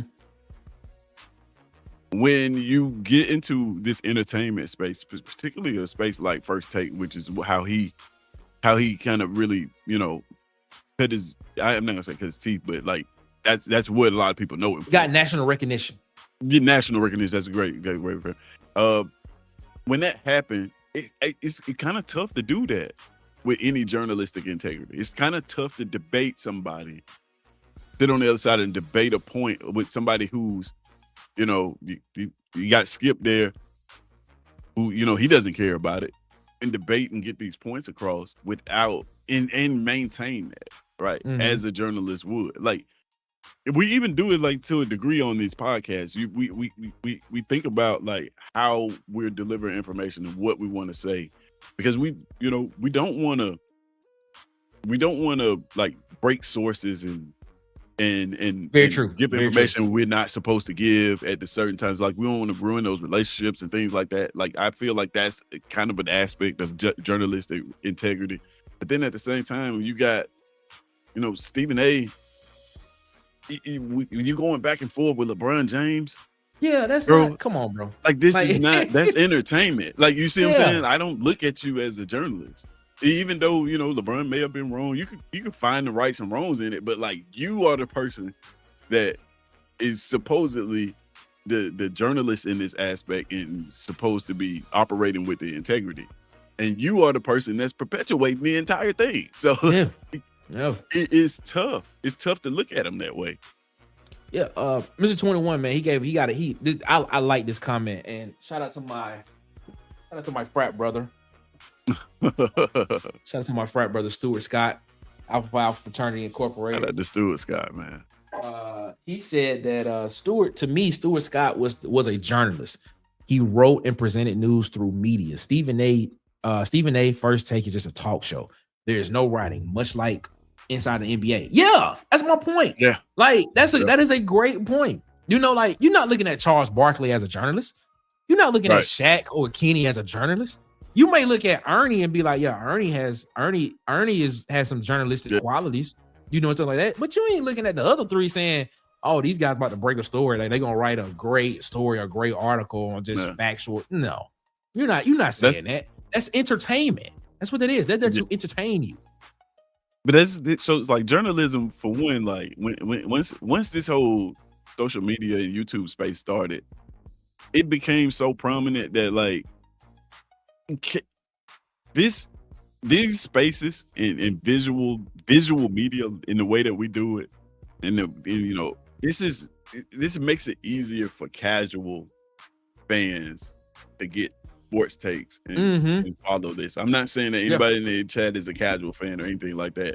And there's nothing wrong with being a casual fan. We gotta stop saying that like it's just a bad term. Like, some people just casually watch football. It's cool. But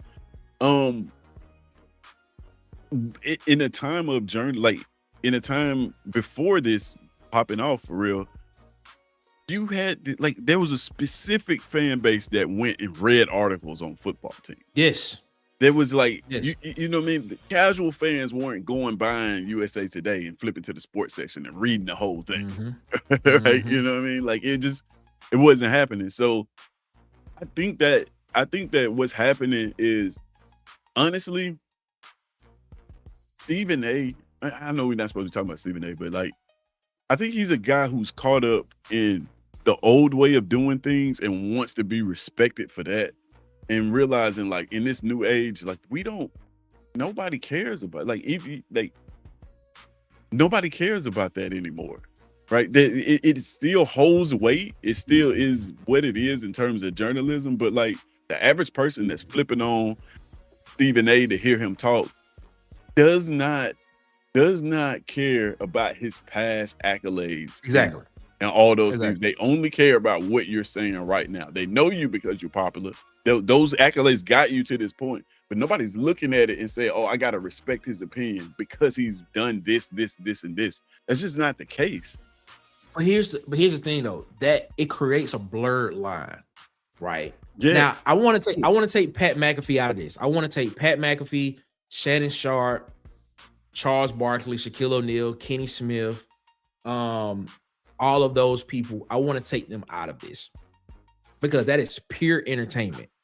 When you look at people like Mike Wilbon, Michael Smith, Jamel Hill, right, Stephen A. Smith, you look at Greeny, Mike Greenberg. When you look at excuse me, Pablo Torre, right, Bomani Jones.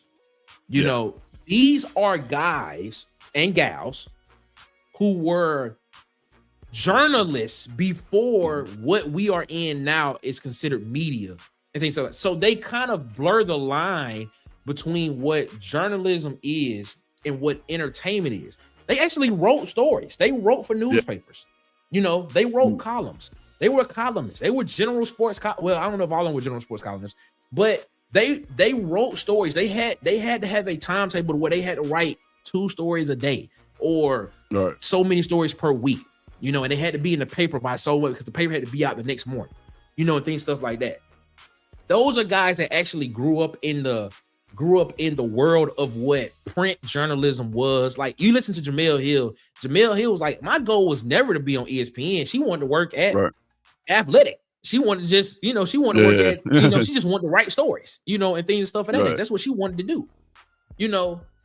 But when you bring in guys like the Pat McAfees, when you bring in the Charles Barkleys, when you bring in, you know, the Josh Pates of the world, and that type of thing like that. When you bring even us to a degree, we're not journalists.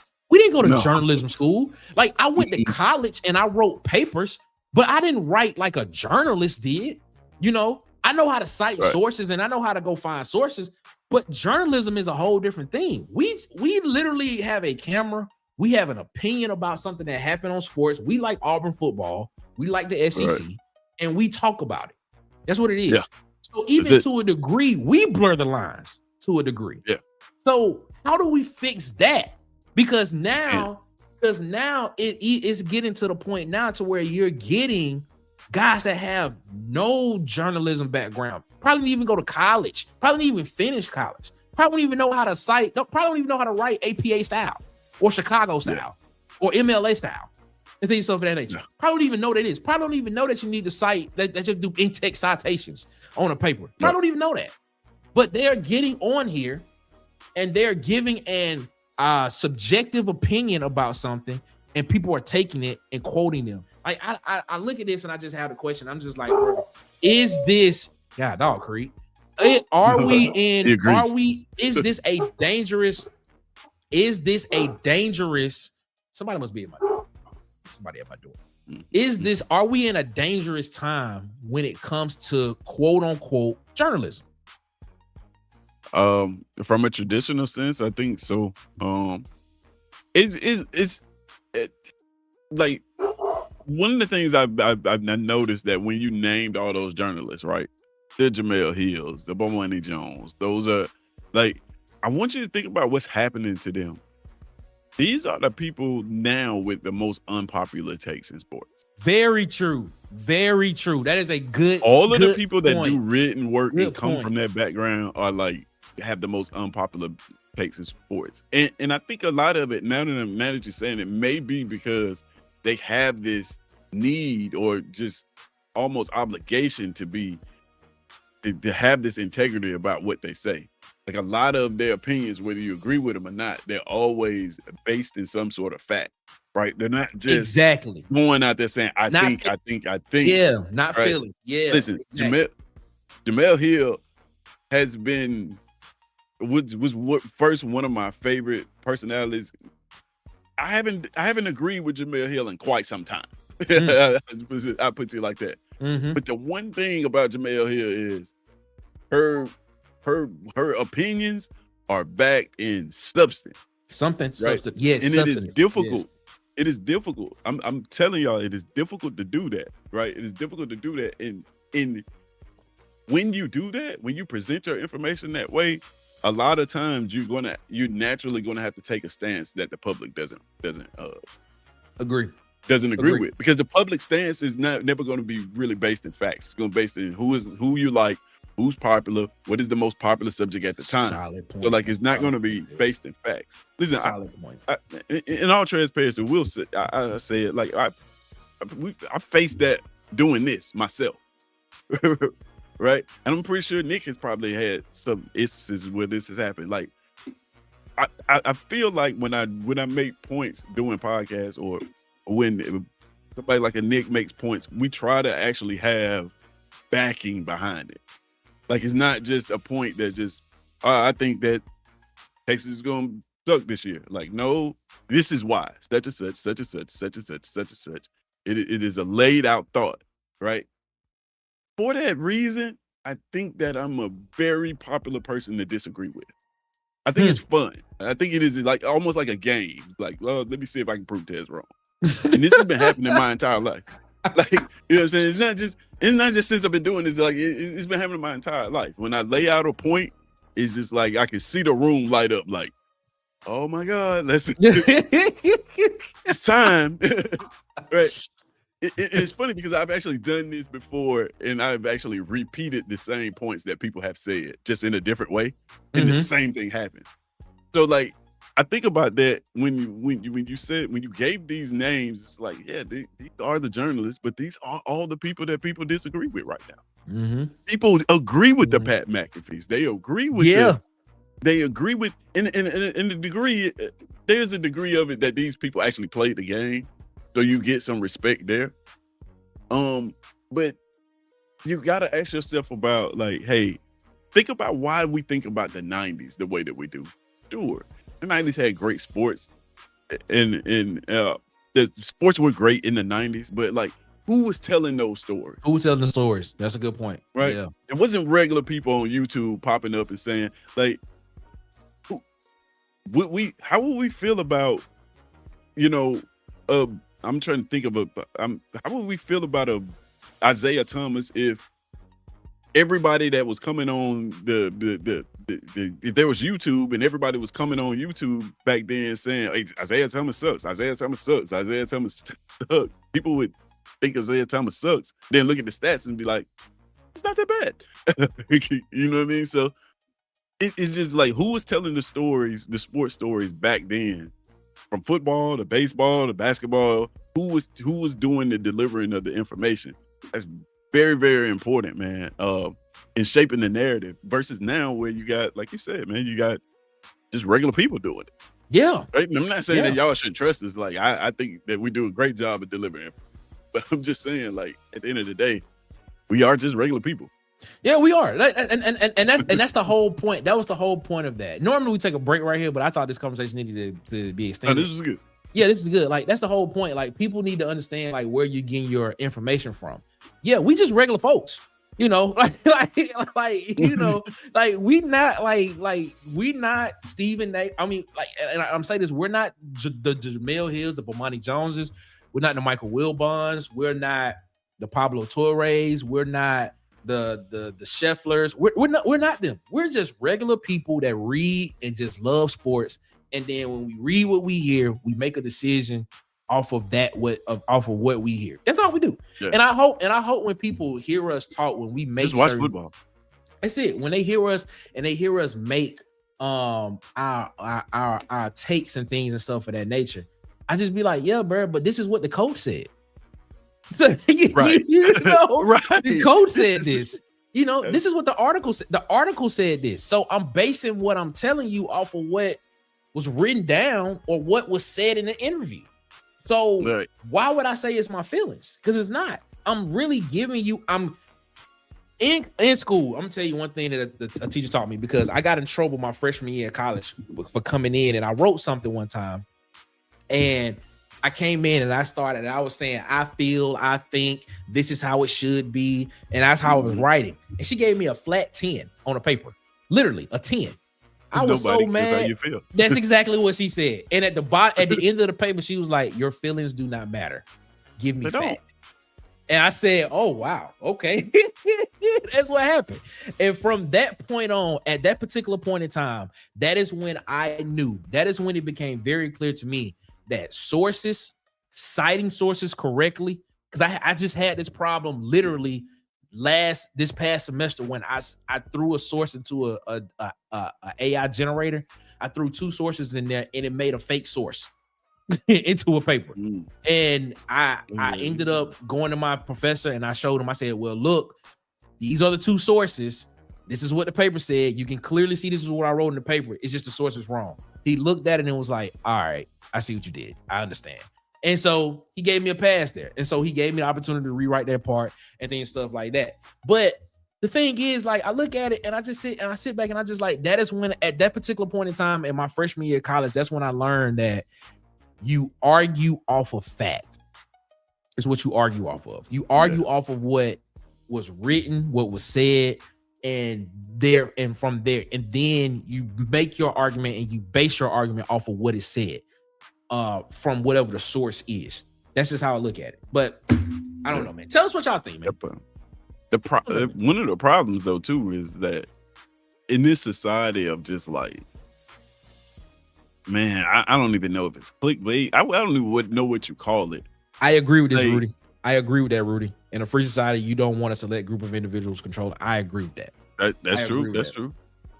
So like, it's just weird because people, I'll put it to you like this. People will take advice. People would rather, okay, Jamel Hill, right? Jamel Hill is a very polarizing. She has polarizing. Yeah, she's opinion, polarizing. Right? Yeah, she's polarizing. Right.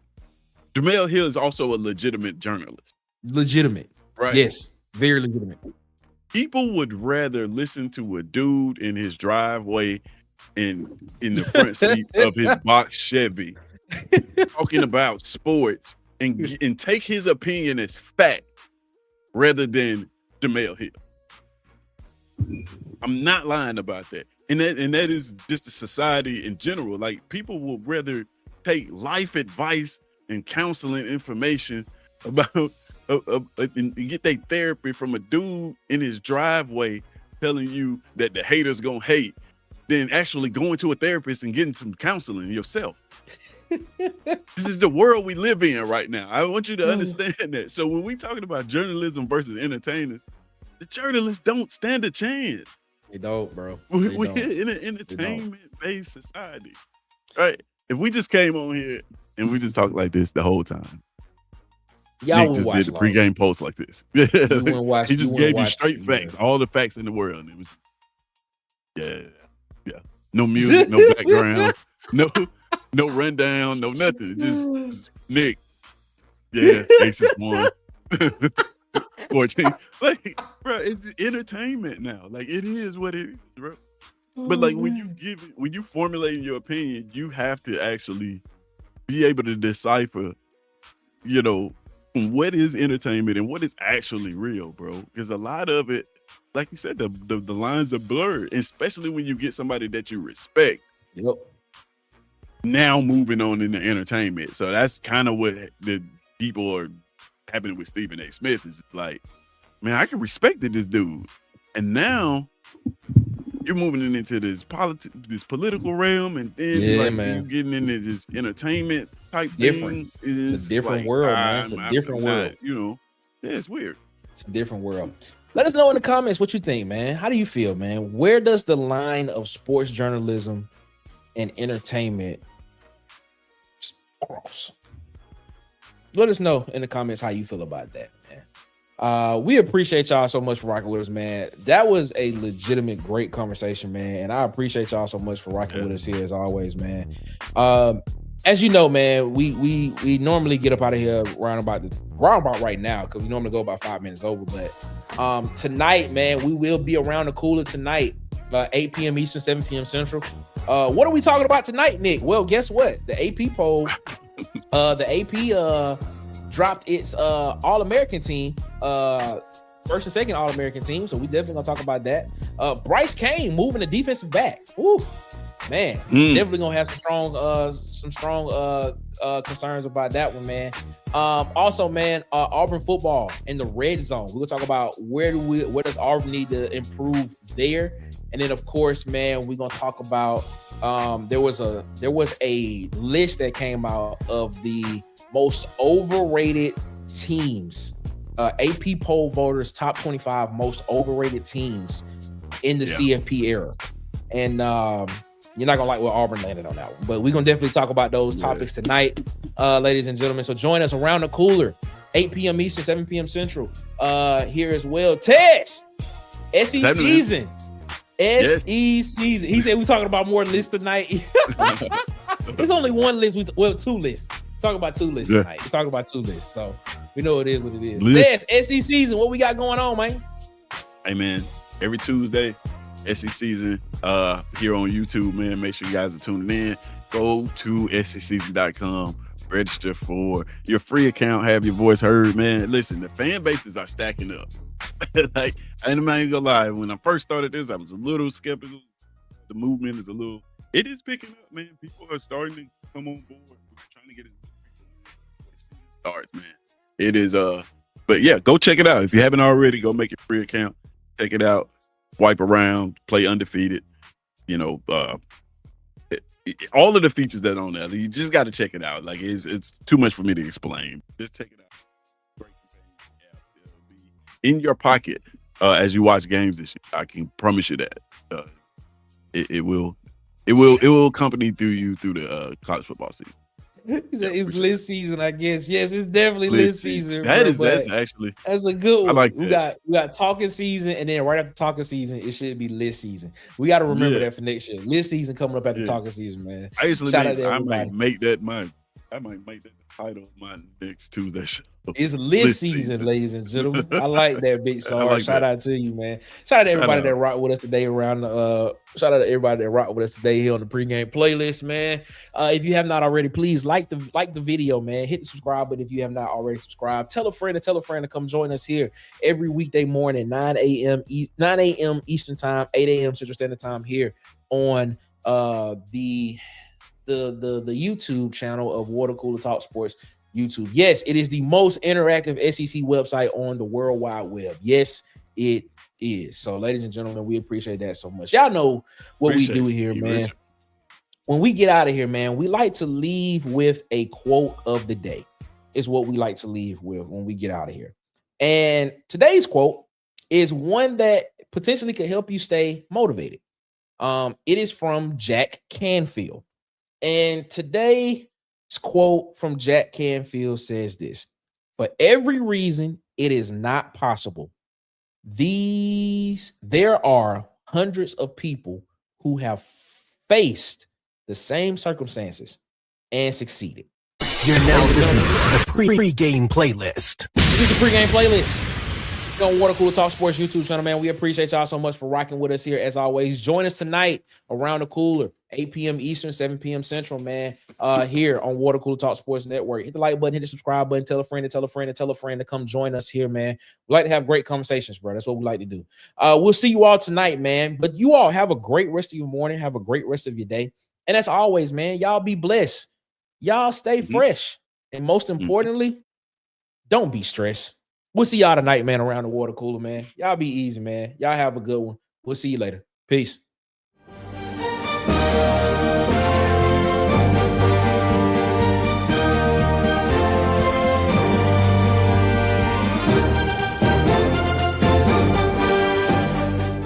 This has been a presentation of Water Cooler Talk Sports.